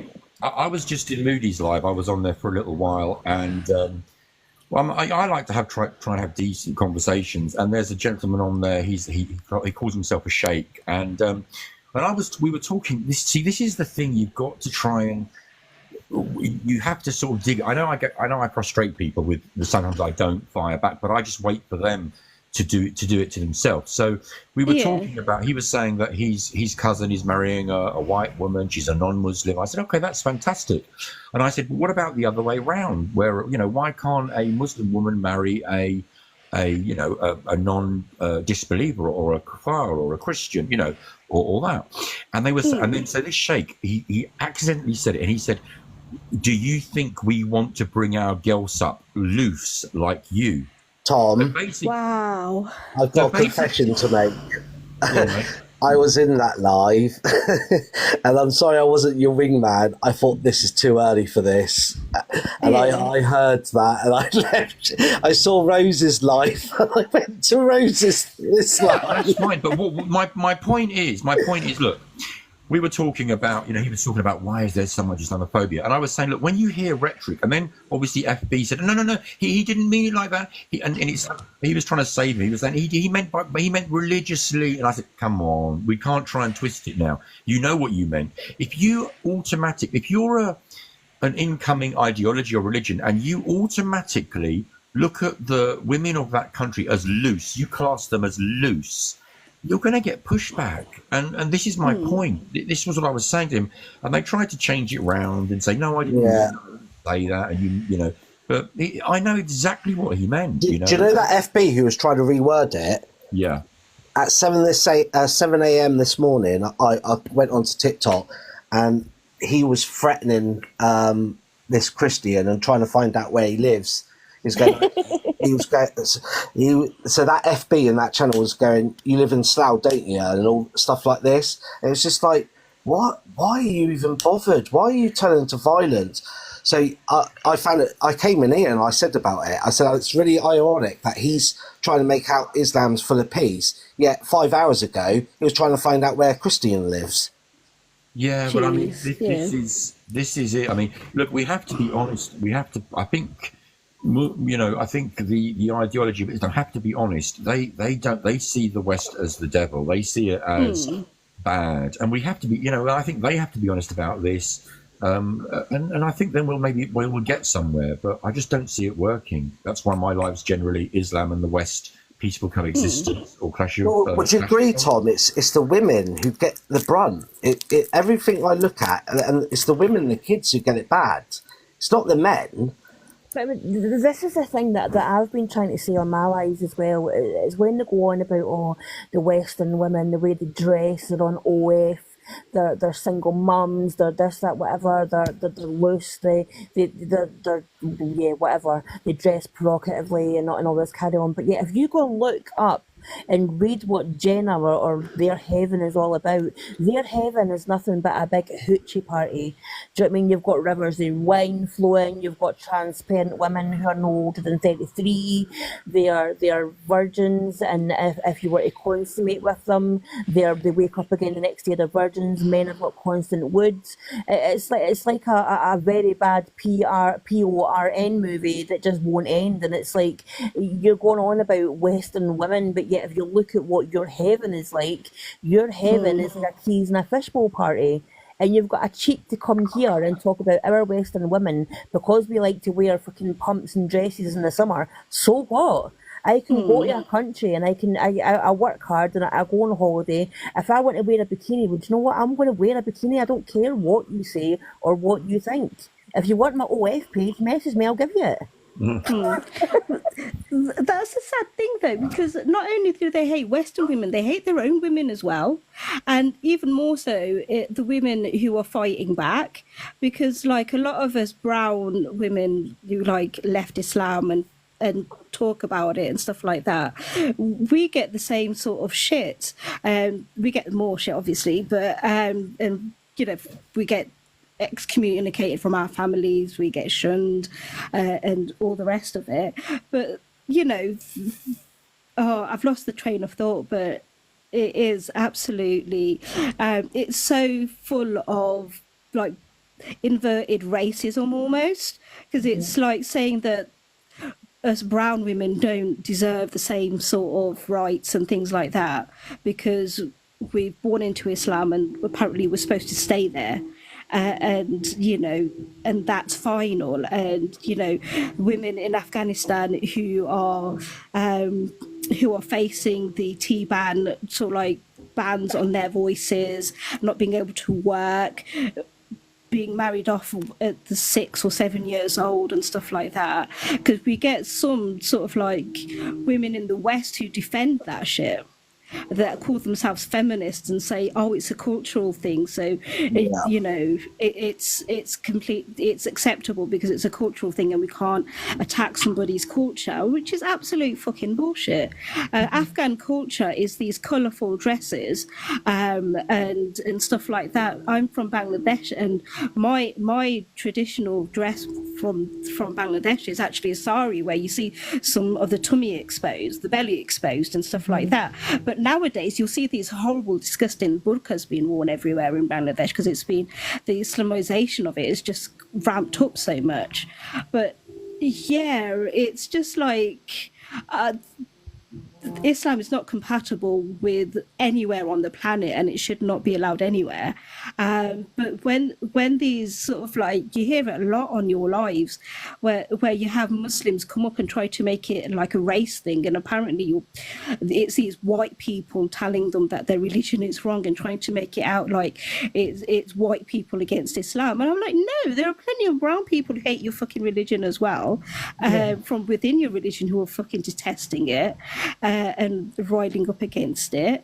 Go check out Sunita Alizadeh, who's rapping against the T-ban and sort of like getting Afghan women's voices out there and sharing their stuff, and she's doing sort of like sneaky remote schools for girls there. It's not just white women who are affected, but you get so many white women who are defending this shit. So I think, Holy Goat, you're an absolute twat for speaking out against this. I can't believe you do this, but yeah, I can't stand you at all. I hope you're knowing that I'm being the opposite of everything I'm saying here. Do you know the response I get when I ask how women are treated in Islam? Whenever I ask that question, they always say they're treated like queens. Oh, I know. Tell me about it. I wouldn't even make that claim about my own partner. I treat her well, but there's always room for improvement. Any man that claims to treat a woman like a queen is a narcissist, or I don't know what the right term would be, but they're definitely not treating their wives like a queen, because no one would make that claim. Do you know what I mean? Absolutely. That's a girl's phrase. He treats me like a queen. It's not the man to say that at all. It's juvenile though, isn't it? It's like the sort of thing that a dad would say to his little girl, oh, you're my princess. It's so infantilizing. It's ridiculous. Well, what I don't suggest a comment, Rez Khan. Don't you dare. This woman has lived a more of an Islamic life than you ever will. Go and put a hijab on, you hypocritical cow. No, right, calm down. Hang on, guys. Hold on, Tom. All she does there is goes on about anybody on her live that speaks out about Islam. But she's sitting there with the hair out, the makeup on. You're haram, love. You are haram. Yeah, exactly. I do agree with you, Sam. What I think it is, I mean, you'll always hear, it's always, you tend to find British Muslim women who don't cover, who wear makeup, who will talk to a man. These are the ones that are promoting Islam. That they'll say, it's wonderful, but because they have the freedom, Rez, like yourself, you have the Western freedoms to be able to. Today, you can have the option to wear fully cover, and tomorrow you have the option to completely uncover. So you have the option to wear a pair of shorts and a t-shirt tomorrow, and that's the reason why you promote it, because you've got the freedoms of the West to promote to live as a Western Muslim, and this is the reason why you promote it. That's it, Tom. But if she was to go to Afghanistan, though, and actually watch how the Afghanistan women are being treated, how your Muslima sisters are being treated on a daily basis, and you have got the cheek to sit up in your lives with your eyes fluttering at the Muslim boys in the box, and you're talking about how the West is suppressing Islam and we're all Islamophobics, but yet you are the biggest hypocrite walking. Exactly. Well, sorry, carry on, host. I was going to just quickly say, before I forget, I've just spotted Khadija Khan on the live. People, please go and follow her. I was talking about brown women, ex-Muslim women who are given so much hate and who bravely talk against Islam. She is a journalist and a broadcaster, and she's every now and then you see her on GB News, and she writes for the Freethinker magazine, and she does some excellent work. And I followed her for years on Facebook, but she does some excellent work supporting other ex-Muslim women as well. But please follow her. Not the last video I did, but the one but last, what's it called? I screenshots one of her post and put it up there for people to see. But Khadija Khan, I don't know how to, but if you go to my profile, I've tagged her in the comments, and not the last video, but the one before that, where she was talking about a Labour MP who had called for blasphemy laws. Basically, the Labour MP had said that it should be against the law for people to criticise or be derogatory about Muhammad and the Abrahamic prophets, and she's a she's an ex-Muslim, and she rightly thinks that we should be free to criticize and blaspheme and mock these ridiculous ideas and these ridiculous religions which ruin our lives. But she's been an activist for years. I'll see if I can bring up. Rose, I need to jump off. My daughter's due home soon. Okay. I'll be in the comments. But it was lovely speaking to you, and honestly, the work that you do is absolutely. I still can't get over that you done your underwear down in London. I think that's absolutely amazing. I just think that's brilliant. But yeah, honestly, I love you to bits, and I'll always promote Faithless Hijabi, and I'll always shout out your name as well. So yeah, big love to you. All right. Later, Love you so Holly. much as well. You take care. Bye. Bye, Sam. Bales, that was you. I didn't want to be rude and ask you whether it was you wandering around London naked. Not naked, darling. I was in my underwear. Yeah. Oh, I don't know if you heard earlier, but I wasn't sure. I was travelling down to London on the train, and I wasn't sure whether or not I was going to actually do it. I was like, no, I have no idea. All I know is that I've got to go and protest and use my voice because I've got it. And then when I was down there, I was in the office, and we were all getting ready and sorting out the placards and everything else. And I ended up painting somebody's pants in purple stripes to recreate the stripes that Ahu Daryai had on her underwear. and there was this lady just standing in her underpants, and I was painting purple stripes on them, and I was like, I was so uncomfortable, and I just can't believe I did that, but it needed to be done to make a point. So yeah, yeah, that was Brilliant. me. Amazing. Yeah. I believe is she been released now? Is that correct? That's what they've released in the press, but they are notorious for being lying shitbags. Just the woman in Iran Yeah. So who took her. She went down to underwear.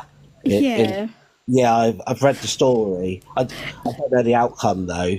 Yeah, it's still really unclear because whenever they release news, it's so hard to trust a lot of what they say.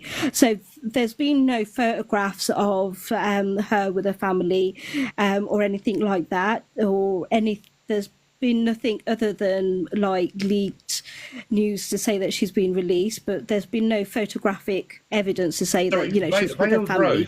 Sorry to interrupt you. That's all right. Rez, you're asking what was the point in doing this?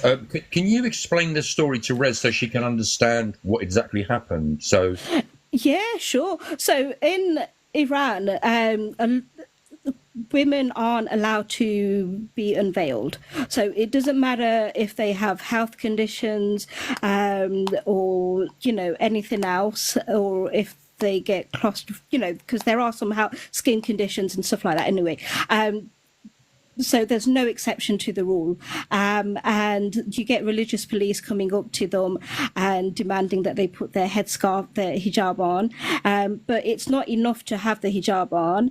It has to be on to fully cover every single strand of hair. So if there's a strand of hair uncovered, you can be arrested and harassed and stuff. And a lot of the time they do sort of beat women up on the streets or drag them into police cars and take them away.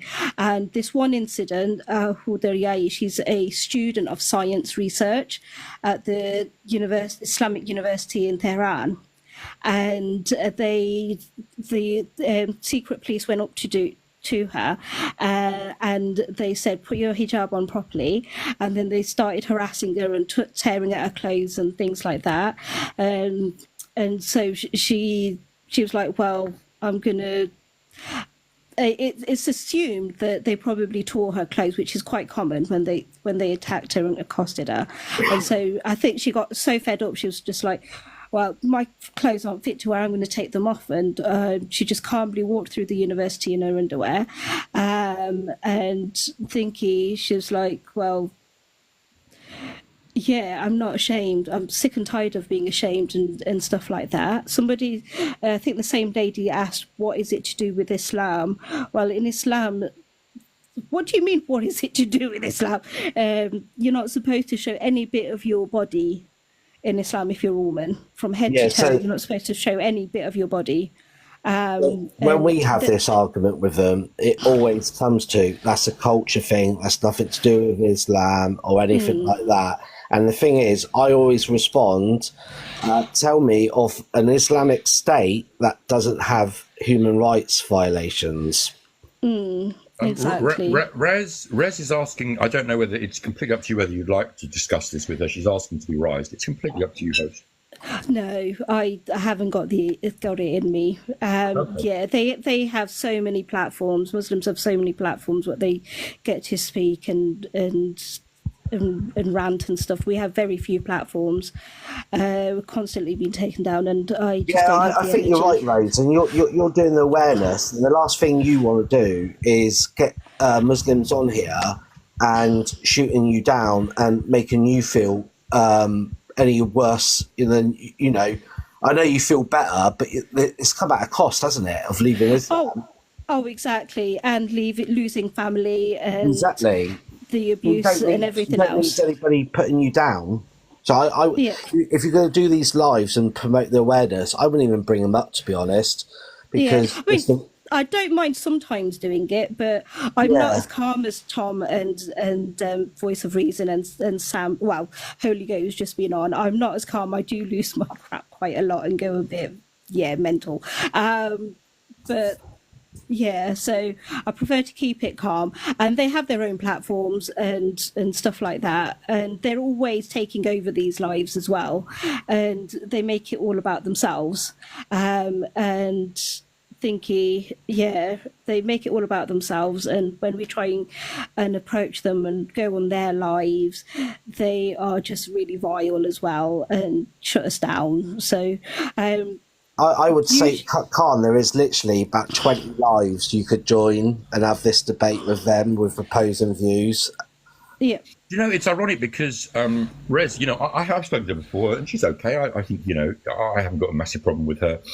But if a Muslim comes up onto her panel and says, "Oh, hello," she'll go, "Are you Muslim?" And they'll go, "Yeah." So you say hello to me in the correct way. She tells them off. She will. Yeah. But I just find it ironic that she'll tell these Muslims off. She'll say, "Well, how are you? You know how you're supposed to say hello to me. So if you're a Muslim, address me in the correct way. Say hello to me in the correct way." And I just find that it's such.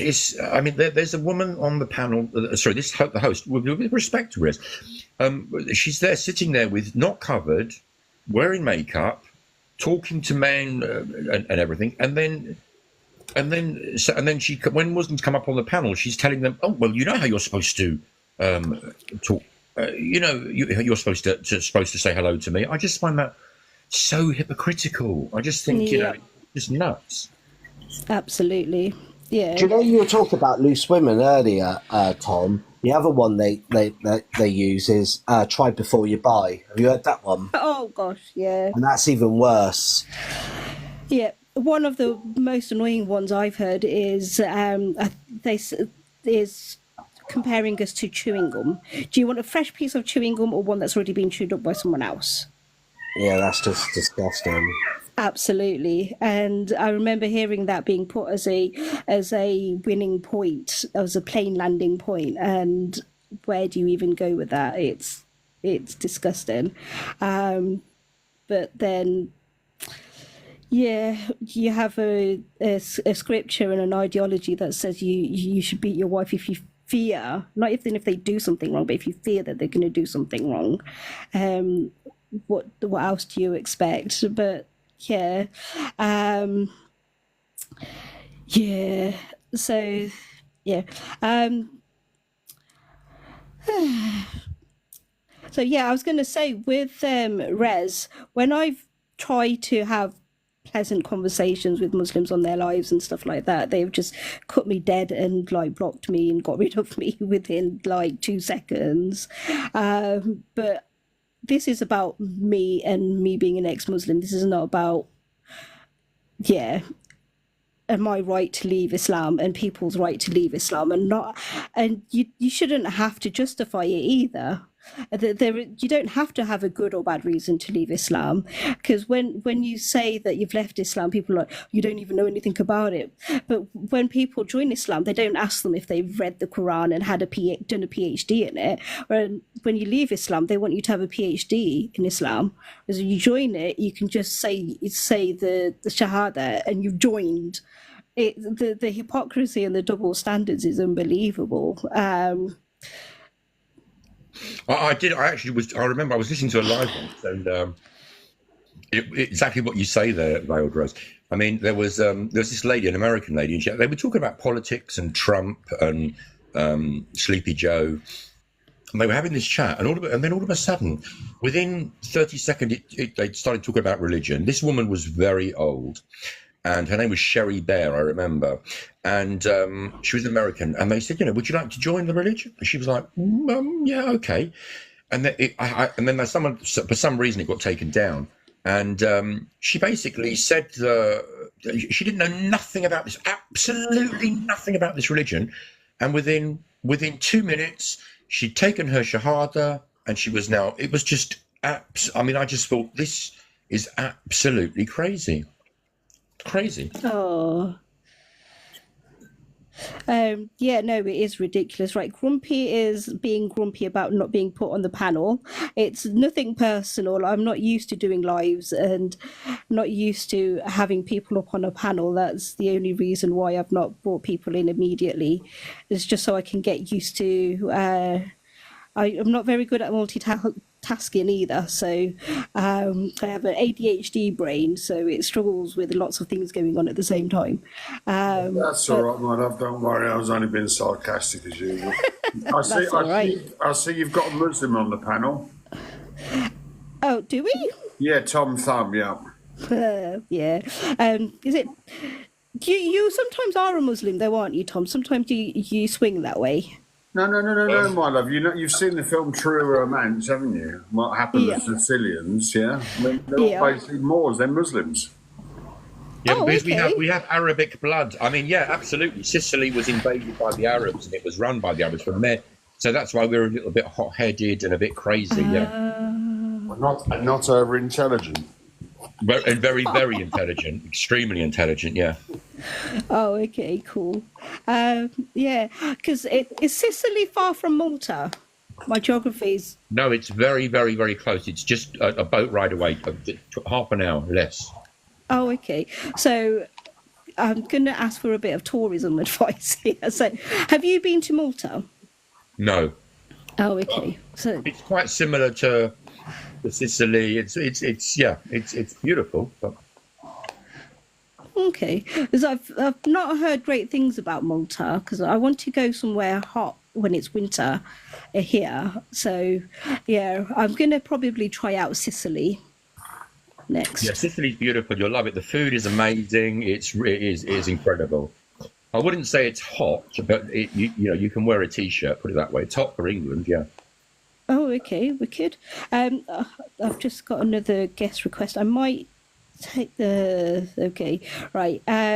Atheist. I might add people up, but I might not. It's nothing personal. I just, yeah.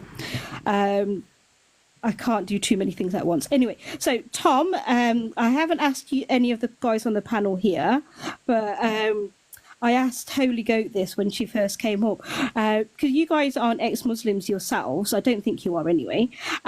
What brought you to talking about Islam? What was your story? Who wants to go first? I'll let you go first, mate. So basically, the way I got into it is, to be honest with you, I've lived in Central London all my life. I came onto TikTok originally. I was looking at dog videos, and then that's when all the Palestine-Israel thing kicked off. I started looking at that, going into lives, and because I didn't come down on one side or the other, I'm a humanist, so all life is valuable to me. Absolutely. I was just listening. And then when I sort of said, I just think we should all live in peace, I was getting a huge amount of backlash saying, you're this and you're that, and you need to. And I was like, whoa, calm down. And then I was hearing a lot of rhetoric from, the Muslim side about how horrendous the West was, how our culture was bad, how our women are loose, and how we're all disgusting. And I thought, hang on a minute, is this sort of Islamic rhetoric? And that's how I sort of got into it. And I'm sort of fighting back against that. And I don't look at that as the majority of Muslims in Britain, but I look at it as a percentage are trying to bring in this rhetoric, which I I fight against. That's how I got into it. Brilliant.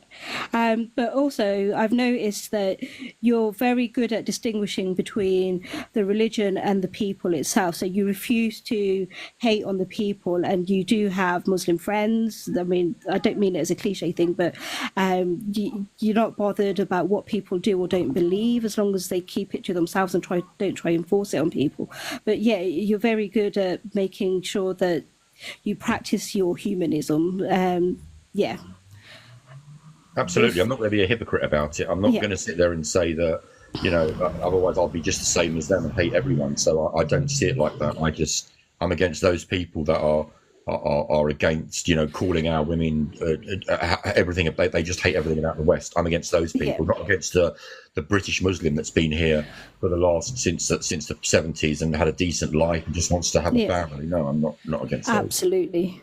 Anyone else want to go? What got them into talking about Islam? Yeah, I could go. So I grew up in Bahrain. to about when I was about 9, 10 years old, I think. So I lived in Bahrain from 6 months old. Obviously, I wouldn't remember that. And I have seen women being beaten in the streets. They weren't, to be honest, it wasn't that bad over there, but that might be because I was a child. It's got bad in the last 6 years, I'd say, the last decade for me. I'm just seeing it more and more. And when I lived in Nottingham and parts of Birmingham, I saw a lot of women just being mistreated. And basically I come online and these Muslim lives are debating everywhere. And more I've learnt about it, the more I realise that before I looked into the Quran and stuff like that, I had a fascination with cults. And I actually do see a cult-like behaviour, particularly with the disconnect. So basically, in all cults, they have they try and when you join a cult, and someone leaves the cult, they're not allowed to speak to that person because they don't want others to follow them. And I see that in Islam, they're kind of shunned in a way. And yeah, that's basically it. I think it's a bit like a cult. There might be good bits about it, but I think it's a cult. It's really sad though, because to not see it as that bad when you were little, that women were being beaten on the street, it shows you how low the bar gets because of religion's view on women and how we should be disciplined and stuff like that. Yeah, it's really, really sad. Yeah. But thank you for sharing that as well. That's all right. I bet. So, how long did you live in Bahrain for? So almost 10 years. Wow. So my sister's more clued up than me, and she says women were treated diabolical out there. However, we were quite shielded because we lived in like an English area. So we were quite shielded from that. And yeah, so, but she said it was really bad out there with the women being beaten and stuff, and, you know, and people just walk by like it's not happening. Yeah. And Yeah. it's, you know, It's sad. It's really sad that it's just seen as the norm and that it's not seen as that bad. Yeah. but I also see the mob. I also see, like, at the moment there's like a mob, isn't there? When these protests happen, and I don't care what's been protest, but they're like a mob when they do these protests. And if you look at the Southport, there was a lot of disinformation which has come to light. It might be true. And I just think how they made it about them. So the three children, wasn't it, who were unalive? Yeah. All these Muslims started hitting the streets, and it wasn't about these children. It was about Islam. Yeah. They Yeah. completely forgot the message that why the protests began in the first place. They've completely forgotten the human. It was similar with when Samuel Paty was unalived. I remember sort of like this was when I was just starting to discover that there were ex-Muslims in the world. And really take in the fact that there were organisations and activists and stuff like that. Before that, I just thought I was the only ex-Muslim. But I remember seeing the reactions from Muslims about the Samuel Paty unaliving, and they made it all about themselves. And how they were victims of racism and stuff like that. And I was like, somebody's been unalived because of your ideology. Millions, so many people are unalived in Islamic countries because of frigging cartoons, or just like not doing a prayer, or just saying things in the wrong way or something like that. And you're making it about yourself. How dare you? Racism, like any form of racism, is bad, but you have legal protections, people who support you, people who fight against it and stuff like that. Whereas in the Islamic countries, nobody is protesting and fighting against like these blasphemy rules that mean that people like me are beheaded and unalived and beaten, or the fact that religious minorities are treated worse than black people were before the civil rights movement in America, the absolute hypocrisy, and then and people aren't picking them up on it. They're just allowed to wallow in their victim card mentality and status, while a man's been unalived for sharing a cartoon, which turns out the lady actually lied. The girl who led the hate campaign against the teacher actually lied about what she said because she wanted to get out of an exam or something stupid. Yeah, I heard that story. Yeah. Yeah, it just beggars belief. But yeah, that's why I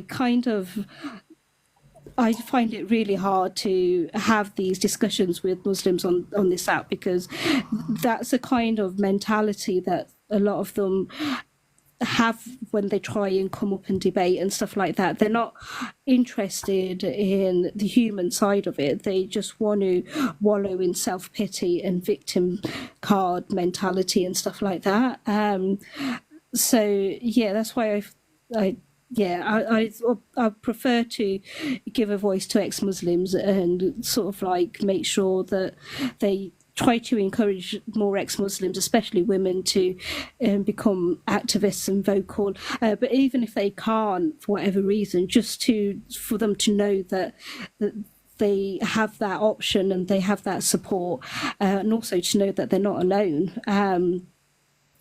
But yeah, so thank you.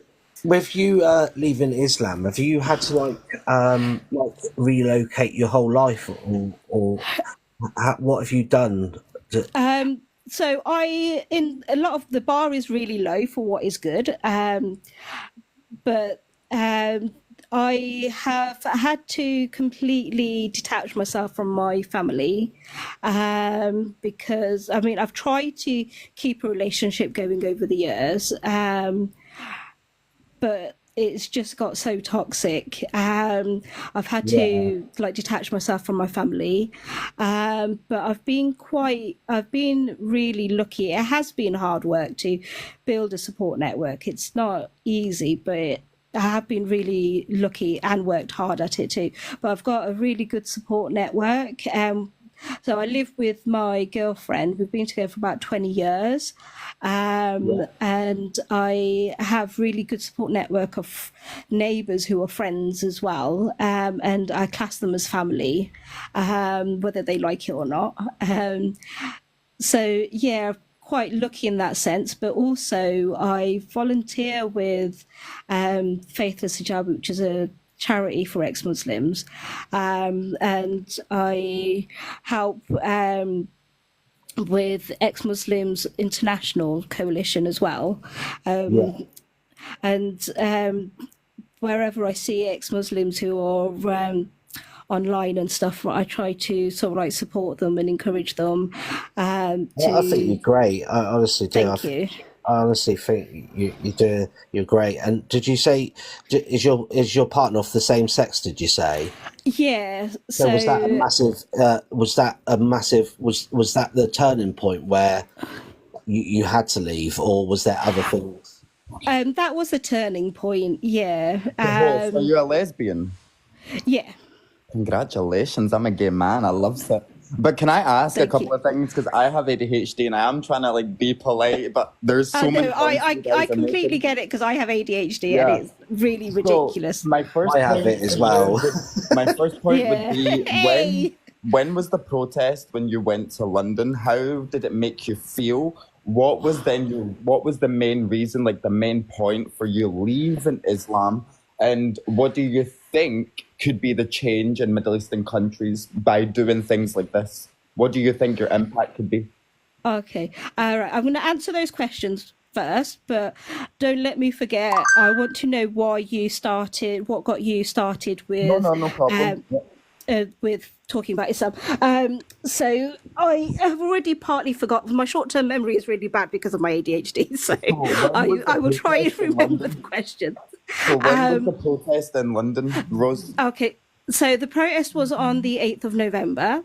So she was arrested and accosted on the 2nd of November. The protest was run by, organised and called for by Femin and One Law for All. People should definitely look them up. They're excellent organisations. I've been involved with them before. Oh, brilliant. So I went down. I didn't know I was going to go in my underwear. I knew it was a possibility, but I had no idea. All I knew was that there were going to be people there recreate in solidarity with her braveness, because like women are so hated in Islamic countries. I mean, in society in general, but in Islam, it's like on steroids. You live under dictatorships by your husbands and the imams. Every woman in Islamic countries live under dictatorship. Absolutely. How did it make you feel when you were doing that? How did it make you feel? Because for me, that's something I put in the comments, like, you live once, and I'm sorry, but what you've done is powerful. It's impacting a lot of people, and not just non-Muslims. It's impacting ex-Muslims.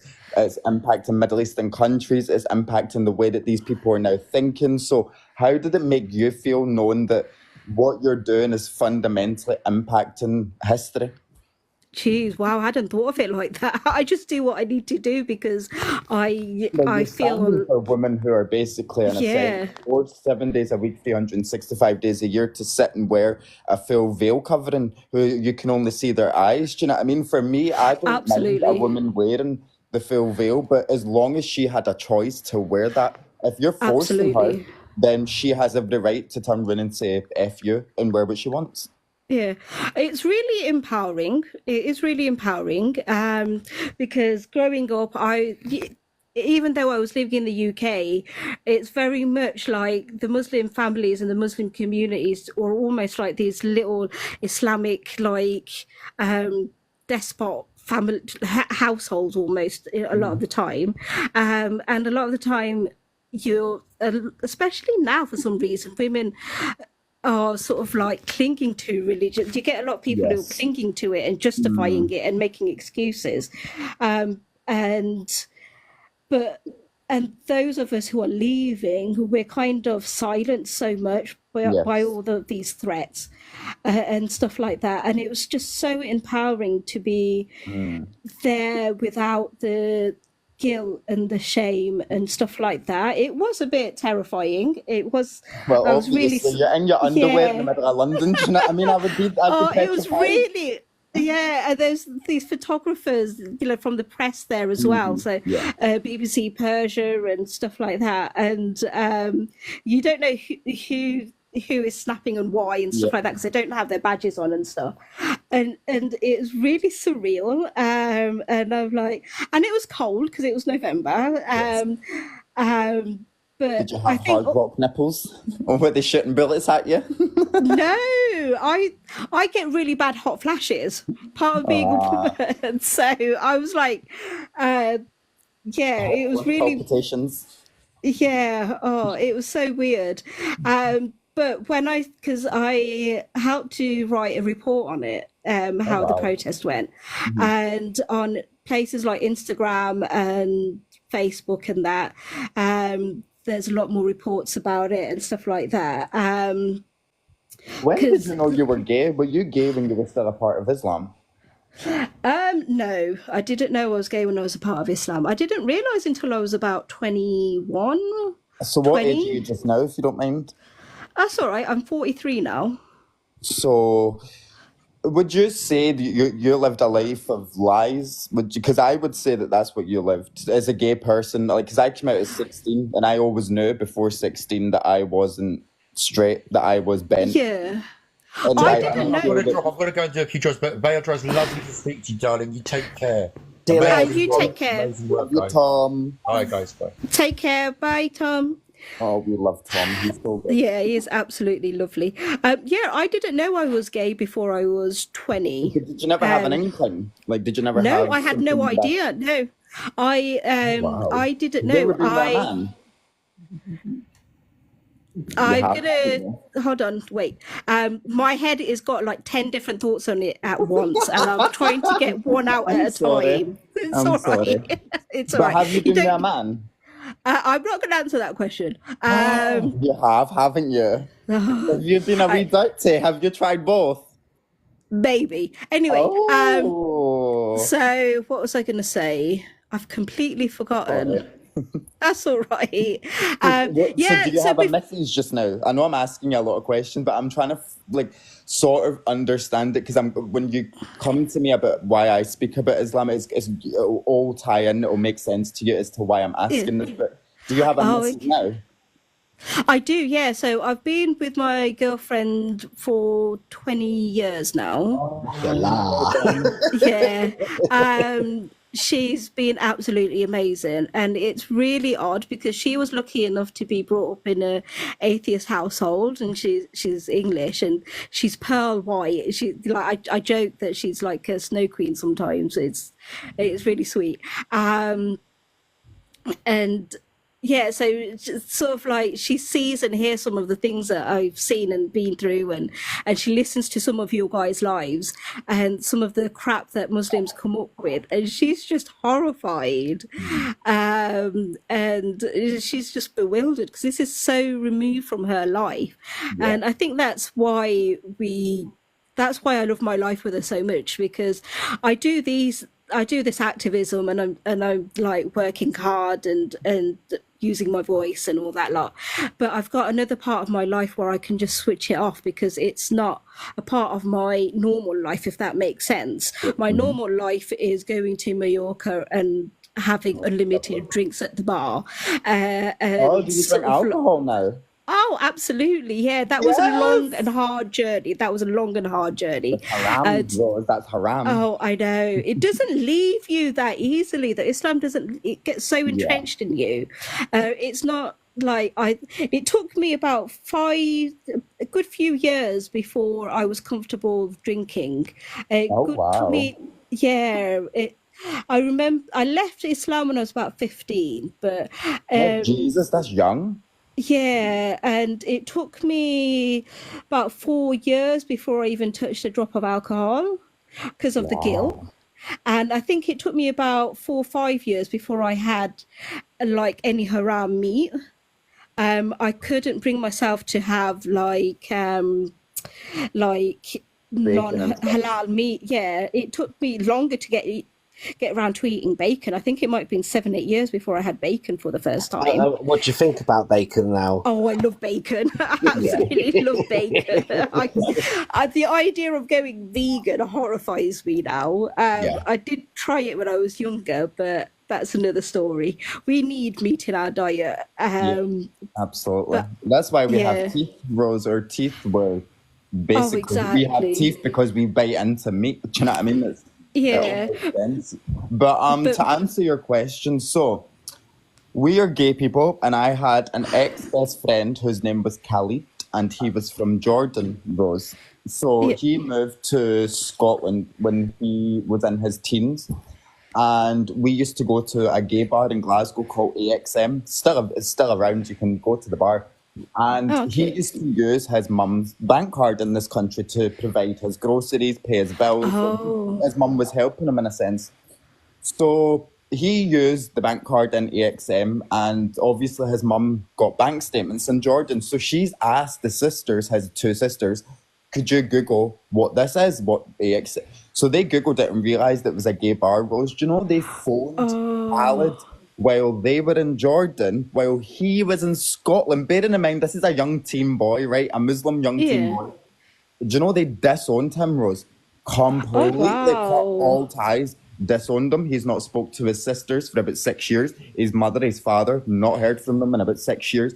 The mum stopped the bank card straight away. He had to go and sign himself onto benefits because he had no other ways of income unless he went and got a job. But by the time he got a job, he would have still needed some form of income before then. So he went on to benefits and stuff. So for me, I've always known, the same as every other Abrahamic religion and in circulation today within in populations, that they're always against gay people. But to physically witness that in broad daylight, like, because I'm brought up in a Christian country, but my parents would never shun me, or people in my community would never shun me for being a gay man, which is why we have laws and regulations in place. But they shunned him, Rose. They disowned him. Like, he was literally like a bit of shit on their shoe that they just wiped off and never thought about again. So I've always known horrible. Islam is horrible in that sense. But I came onto this app about 9 months ago now, and I met two amazing men. Their names are Voice of Reason and Mark Renton.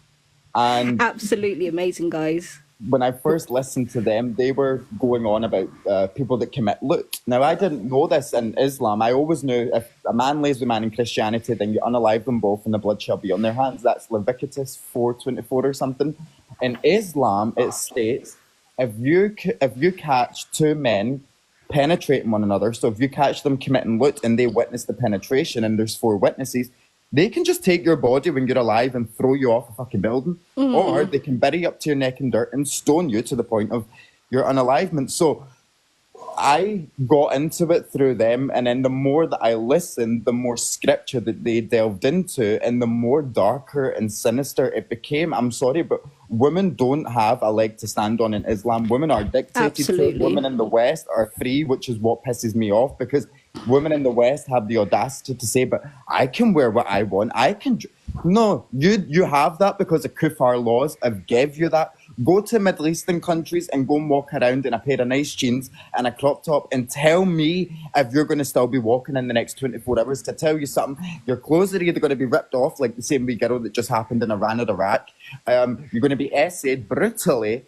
You're going to be essayed by morality police who are there to protect you. They're going to put you into psychiatric hospitals, playing on your mental health, saying that you're absolutely diabolical crazy, same as what they done to the young women in Iran. So the more that I learned, the more that I realized having a voice in the West, people need to start speaking up. People really need to open their eyes to this ideology, and people need to know that women are suppressed. A woman is not allowed to say boo. If she does, it could be seen as fear and disobedience, and the husband's allowed to beat her. Absolutely. But they say, oh, it's just with a tiny toothbrush like a mishwak. No, it says beat her. But then in the hadith of the Quran, it's added in brackets lightly. And we all know that that means that that came after the first verse was written. So with the main verse, it stated that you can beat your wife for fearing disobedience. Then a couple of years later, it was added lightly in brackets, which is why it's got brackets, because it was added. So women are beat. Women are told, if you don't cover yourself up, then you are disobedient to me and I will beat you. Or they'll start playing mind games. We'll cut communication with you. We'll cut going to bed with you. So it's all dominance over the women, which I don't agree with, Rose. I'm a feminist. I believe that women are far more superior than a man. That's just my own opinion. I believe you give a woman a house, she'll turn it into a home. I believe you give a woman a child and you walk away, she'll bring that child up. Whether it's the right way or the wrong way, she'll still bring that child up. So I've always been on the side of females. I believe that females have a voice and they should be looked at as prized possessions. I'm sorry, but as a gay man, like a woman gave birth to me. Do you know what I mean? It wasn't the other way around. And my mum's always installed the respect towards women. It's the same as my wee sister. Do you know what I mean? Like the respect towards my little sister, because she's a female and we look out for her more because she's got 3 brothers and we have 1 sister, so we protect her more. But it's the same way we protect her is the same way we protect my mum. Why? Because she is a woman and she is the prized possession of her family. If it wasn't for my mum, we wouldn't be here. So when I can see this in the West and I can see in the Middle East what is happening, my main issue, Rose, is that you have Muslims on this app that will turn around and literally say to you that you are lying through your teeth. This is what I've never understood, Rose, because for me, I read your scripture, though not yours, but I read the Islamic scripture. And if I'm going to bring up an example, I will use Afghanistan or Iraq. Why? Because they are 2 of the biggest predominant Muslim countries that are following Islam closest to the T than any other Muslim country surrounding it. And absolutely. deny it because it's the T-ban that are involved. But I'm sorry, but if you look at ISIS, they done everything, Rose, that the Prophet Muhammad done. The only thing that was Absolutely. different is ISIS used mobile phones and 4x4s. That was the only difference. Back then, when the Prophet was around, we didn't have cars and we didn't have mobiles. So the only difference was cars and mobiles. But they done everything that the Prophet done. Look at the Yazidi women. They're sold. Absolutely. They've been unalived. They're seen as schmecks objects. They're walking around with shackles on their wrists, on their Exactly. feet, being sold at markets. And Muslim men are telling me that I have no right to speak about this because it's not on my doorstep. Well, I'm sorry, but as a gay man, Rose, and this is how it all ties in, as a gay man living in the West, Rose, I have freedoms and rights because gay people who came before me fought for them. Now, in my generation, I take it upon myself to fight for the gay rights within Middle Eastern countries, i.e. the gay men and gay women who are living a life of fear and suppression. Yes, in Islam, Muslims will tell you, you can be gay, but if you act upon it, that is the sin. So in other words, ladies and gentlemen, they're telling you to suppress yourself and you will be fine. But why should you live a life of suppression? Why should you live a life of lie and not your authentic self? When in reality, 50 miles, I was going to say, about 150 miles around the world, there are gay men and gay women living their lives, living freely, going to gay bars, Absolutely. having gay schmeck, Exactly. watching gay porn, having gay pride events. Look at the Middle East. I'm sorry, but they're all suppressed. They're living a life of fear. Absolutely. Yeah. So I take it upon even in the myself, UK. Rose. Yeah, exactly. Even in the UK, where there are LGBT people in the Muslim community, we live in absolute terror of being found out, and we live closeted like LGBT people did. We're Can I ask, probably like Rose, how did your parents take it? they don't acknowledge that I'm gay. Do you have a relationship with them, but? I don't have anything to do with them. I've had to deliberately cut off ties. But we've never had the discussion about me being gay. It's just not on the table to have a discussion. It's not acknowledged. But how does that make you feel, Rose? Like, and if this is too deep, you do not need to answer. Just say, No, that's listen. fine. How does it make you feel knowing that the two people that birthed you will physically never understand their authentic daughter? It kind of pisses me off, to be honest. But I think it could be so much worse. It sounds awful. The bar of bullshittery that we have to deal with as ex-Muslims and as gay people in the ex-Muslim community from our Muslim families and community is so low. The bar is so low. I feel quite lucky that I am where I am, and even though I don't have anything to do with my family, I'm quite lucky that they've just completely ignored it. That is quite a positive outcome rather than some of the horrendous stories that you get. There was this a few years ago when we were first able to get married as gay people, LGBT people, there was a Muslim guy who was he was in the press as being the first Muslim man to have a gay marriage. Oh, wow. And he was in the BBC and stuff like that. And before he got married and before he had that press attention, he struggled with some really vicious homophobia from his family and his community, where they chucked rubbish over him, emptied rubbish bins over him, swore at him, spat at him. And the way he met his other half was when he was at the A&E because he needed mental health support because he was so desperate. He tried to, unalive himself, and he needed that support. He actually, while he was outside the unit, and he was just chilling out, trying to chill out and unwind and stuff like that. And his future partner came up and sat down next to him and saw him like struggling, and they sparked off a conversation. They ended up getting married and stuff like that. And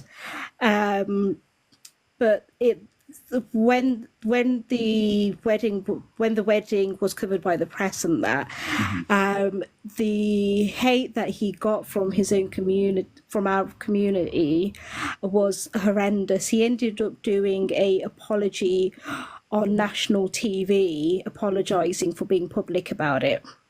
Oh wow. This is what I don't understand. Like, respectfully, we live in 2024 and Islam has been allowed to spread globally for 400 years. Is that right? Yeah. 1400, Yeah. 400 years? 14, I can't mind the exact sort of figure, but it's been allowed to sort of bin itself within societies, within secular nations, within Western countries and things like that.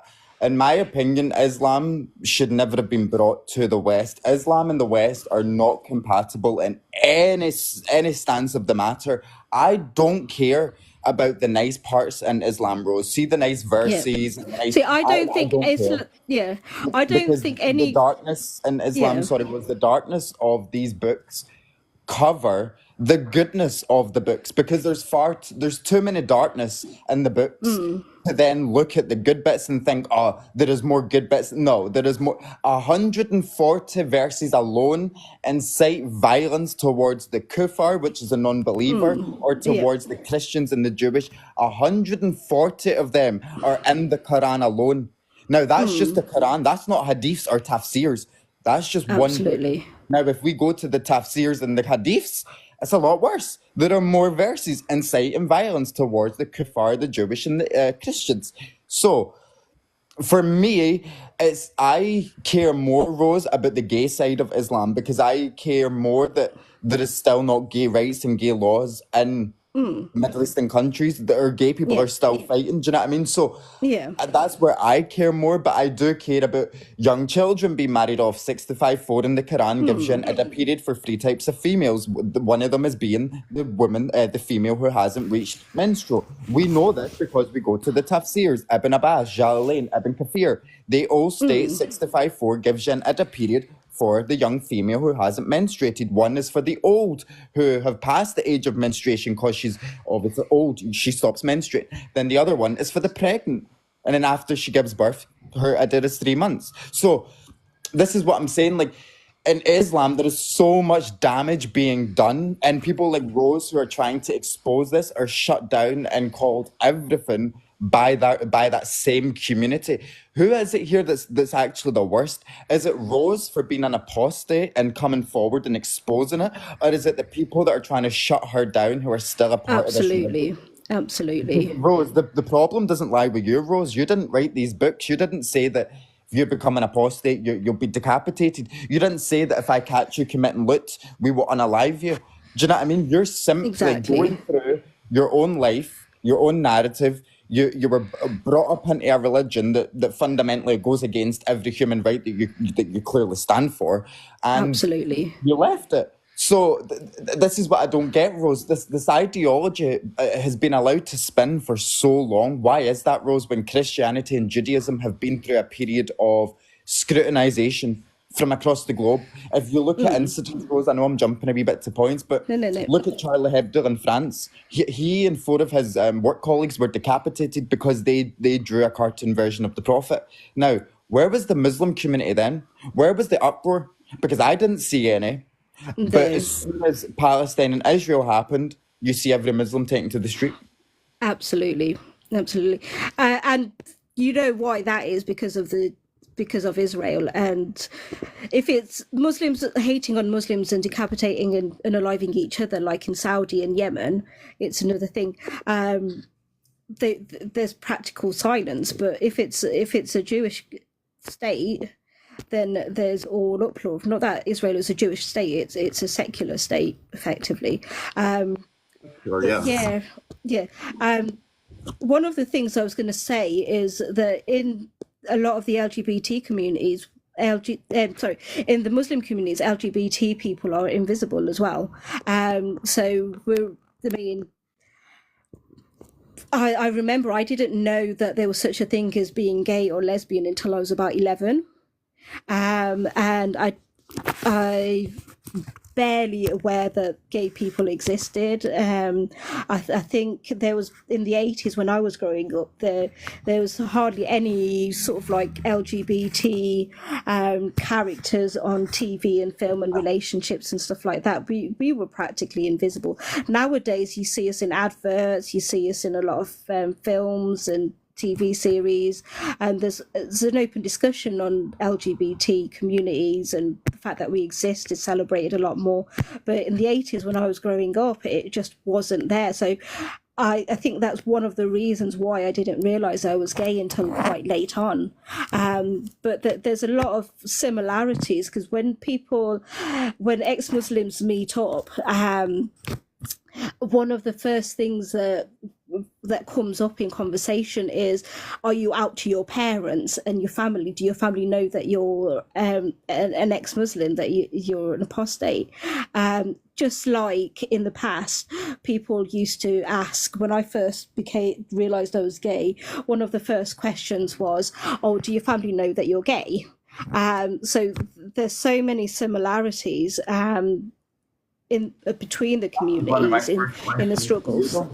Was did your family know? And I think for me, the reason that I asked it was, one, obviously I've witnessed a gay man who was from Jordan, who's Muslim, be fundamentally disowned. And the second reason that I asked was, it would have been a shock, Rose, if your parents had known about it and still accepted you. And I think we all know that it would have been a shock. Do you know what I mean? It's simply stated within your your ex-Islamic text. But yeah, I think that it's a question that's asked, whether it be from ex-Muslims, Muslims, or kuffar, or Christians, Jewish, is because if they accepted you, it would be a shock. But in a sense, them accepting you would be opening a door to other young Muslims who are maybe closet gays and don't know how to sort of confront their parents with it. So it's difficult. I feel really bad, Rose, for people that are sort of within your situation, if that makes sense, because being gay is one thing, but then being out, Rose, comes with a whole other sort of game. Absolutely. We're subjected to homophobia and abuse. We're subjected to violence. We're subjected to just all sorts of BS, regardless if it's from a religion or just random people in the streets. I've been subjected to a lot of homophobic remarks. It doesn't bother me because it's just words, but to someone else it could be a big thing. And I would rather see a lot of Muslim families come together and just physically support their son or daughter, regardless of who they love. Do you know what I mean? If it's consenting adults, Rose, I don't really see why your parents should shun you, because you're not exactly having schmecks in front of them. Do you know what I mean? You're not giving your missus a licking. Do you know what I mean? It's ridiculous, though. It's like they quite happily see a grown man marrying a child, or a grown man, an old man marrying a 20-something. Or, you know, I remember some people have said that, but in terms not about being gay, but about being an apostate, they'd rather they killed somebody and be a criminal than they be an apostate. That's how much they hate. That's how rife apostophobia is, like hating of people who have left Islam how just horrendous it is. I've lost my train of thought again. But yeah, it's just absolutely bonkers. But I remember, like, when I first told my sister that I was a lesbian, she gave me a hug and she accepted it and she was fine.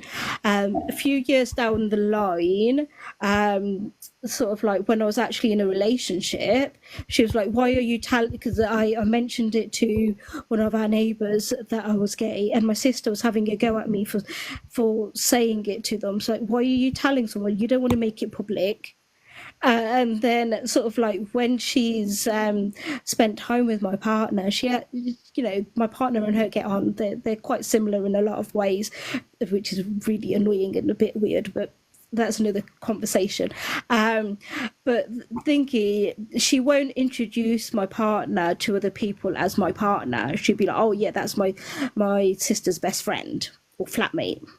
And sort of like if you've to other people who aren't in the LGBT community, who've never had to hide who they are, they won't necessarily get how hard it is to lie, or pretend to be something you're not. But it takes a toll, and it's really, really painful and difficult. And it's really hard to explain it. I don't know if that's something you've had to do as well. Hide who you are. But it's like constantly having to be on guard and police what you're saying and how you're saying it so you're not caught out and stuff like that. It really does take a toll on you, and it's not right. And it's really dismissive when people tell you that, oh yeah, just hide it, or it's not a big deal. It is a big deal having to police everything you say, because it's a part of who you are, and why should you have to like police yourself like that? I've never had to like hide who I was, but like, because at the ages of 3, Rose, I was running around in my mum's sister's high heels and ruby red lipstick. So from a very, very young age, I have always been in touch with my feminine side, and my parents and family members, they all knew that. Before I came out, I remember, like, I told my whole high school first. So all my school knew that I was gay before my parents. My brothers knew, because I have 2 brothers. One is 2 years older, one is a year younger than me. So they knew. My parents didn't, but I remember, Rose, building up the courage. So I came home from school, right, high school, and I was in the room, and do you know that way you're, like, as a young person, you're pacing, because it's a big thing. Yeah. Like, you're painting it out in your head as to be this big thing, like, you don't know what's going to happen. And I'm sitting pacing and pacing. I said to Mom, I have something, like, I think we need to speak after dinner. Mom was like, right, okay. Mom thought I got a fucking woman pregnant, Rose, right? And I was like, no, like, that's not happened. So everyone had finished their dinner. It was me, my dad, and my mum, and we were sitting in the living room. And my mum was like, so what is it? And I was like, I'm gay. But my dad told me in that moment, like, oh, fuck off. So I got up off the sofa and I walked into my bedroom and I was crying. And my mum came, like, through, and she's like, you're not going through a phase, blah, blah, blah. And I was like, no. The reason, and I didn't find this out until a couple of, like, years later, the reason my dad told me to fuck off was because he already knew. But my mum pulled him up on it because he didn't know how much it took for me to build up to come out and tell him. And when he told me to fuck off, do you know what I mean? It wasn't the response that I was looking for, but he sort of explained it years later. Like, he didn't need me to sit him down and tell him that I was gay, because he knew. But for me and my own sanity, I felt like I had to tell my parents. So I sort of, it was sort of a wee bit harsh that he told me to fuck off. So I have sort of had my fair share of being misunderstood to a certain point, but I've never been disowned. I've never been shunned for it. Like, I've got a homophobic grandmother, my mum's mum. She's like, you'll never bring your husband to my house. And my dream growing up, Rose, was to always have a half-caste baby with afro-curly hair. I don't know if I can say that today, but and she's a big racist, and she's like, you'll never be bringing any fucking child of colour to my house. And blah, blah, blah. So I experienced it from my mum's mum, but from my own mother, never. My mum accepted me a lot more than my dad, because in my mum's family, Rose, she's got gay family members, and my dad's side, he's never had them. So my mum got it more. My dad, on the other hand, it took him a couple of months to sort of get used to it now that I was out, because I was more comfortable, I started buying makeup, and I was wearing high heels. So my first pair of high heels I bought at 16. My first foundation I bought at 15. I hated it until I was 16. You're breaking up a little bit. I don't know if your connection is a bit rough. But even after, when I came out, Rose, like, I was still living under my parents' roof. And when you're living under your parents' roof, you abide by their rules. So I, I can't hear you. What I might do is I might disconnect to reconnect you, if that's right, because I can't hear a thing you're saying. Oh, okay, you're in the kitchen. I'll give you a couple of minutes. Okay. I think I might actually call it a day if that's all right. But Yeah, that's yeah, fine, Rose. I'm happy to met you for the first time. I think you're great. So thank you. I think you're doing a really good job, and just keep the awareness going and help these women who leave Islam, and I think that's great. And yeah, so Thank you. Yeah, if people can repost my last video, it's just the image of the poster that's on the screen now. If that people can do that and use the hashtag ExMuslim Awareness Month and hashtag End Apostophobia, that would be really helpful. And thank you guys for talking, and really appreciate it, and thank everyone in the comments for supporting the conversation and keeping it going. The atheist TikToker that's in the chat, thank you so much for sharing. So I have seen your comment saying that I was raised Roman Catholic and you went through the same thing. Yeah, thank you for sharing that, because I know in Faith as Hijabi, the charity that I volunteer with, we have our VP is from a Christian background, trans woman from a Christian background, and she's had some horrendous experience because of that, because of Christianity and stuff. So I might be talking about Islam, raising awareness about it, but I do recognise that all religions are vile. It's just some are more powerful and more influential than others.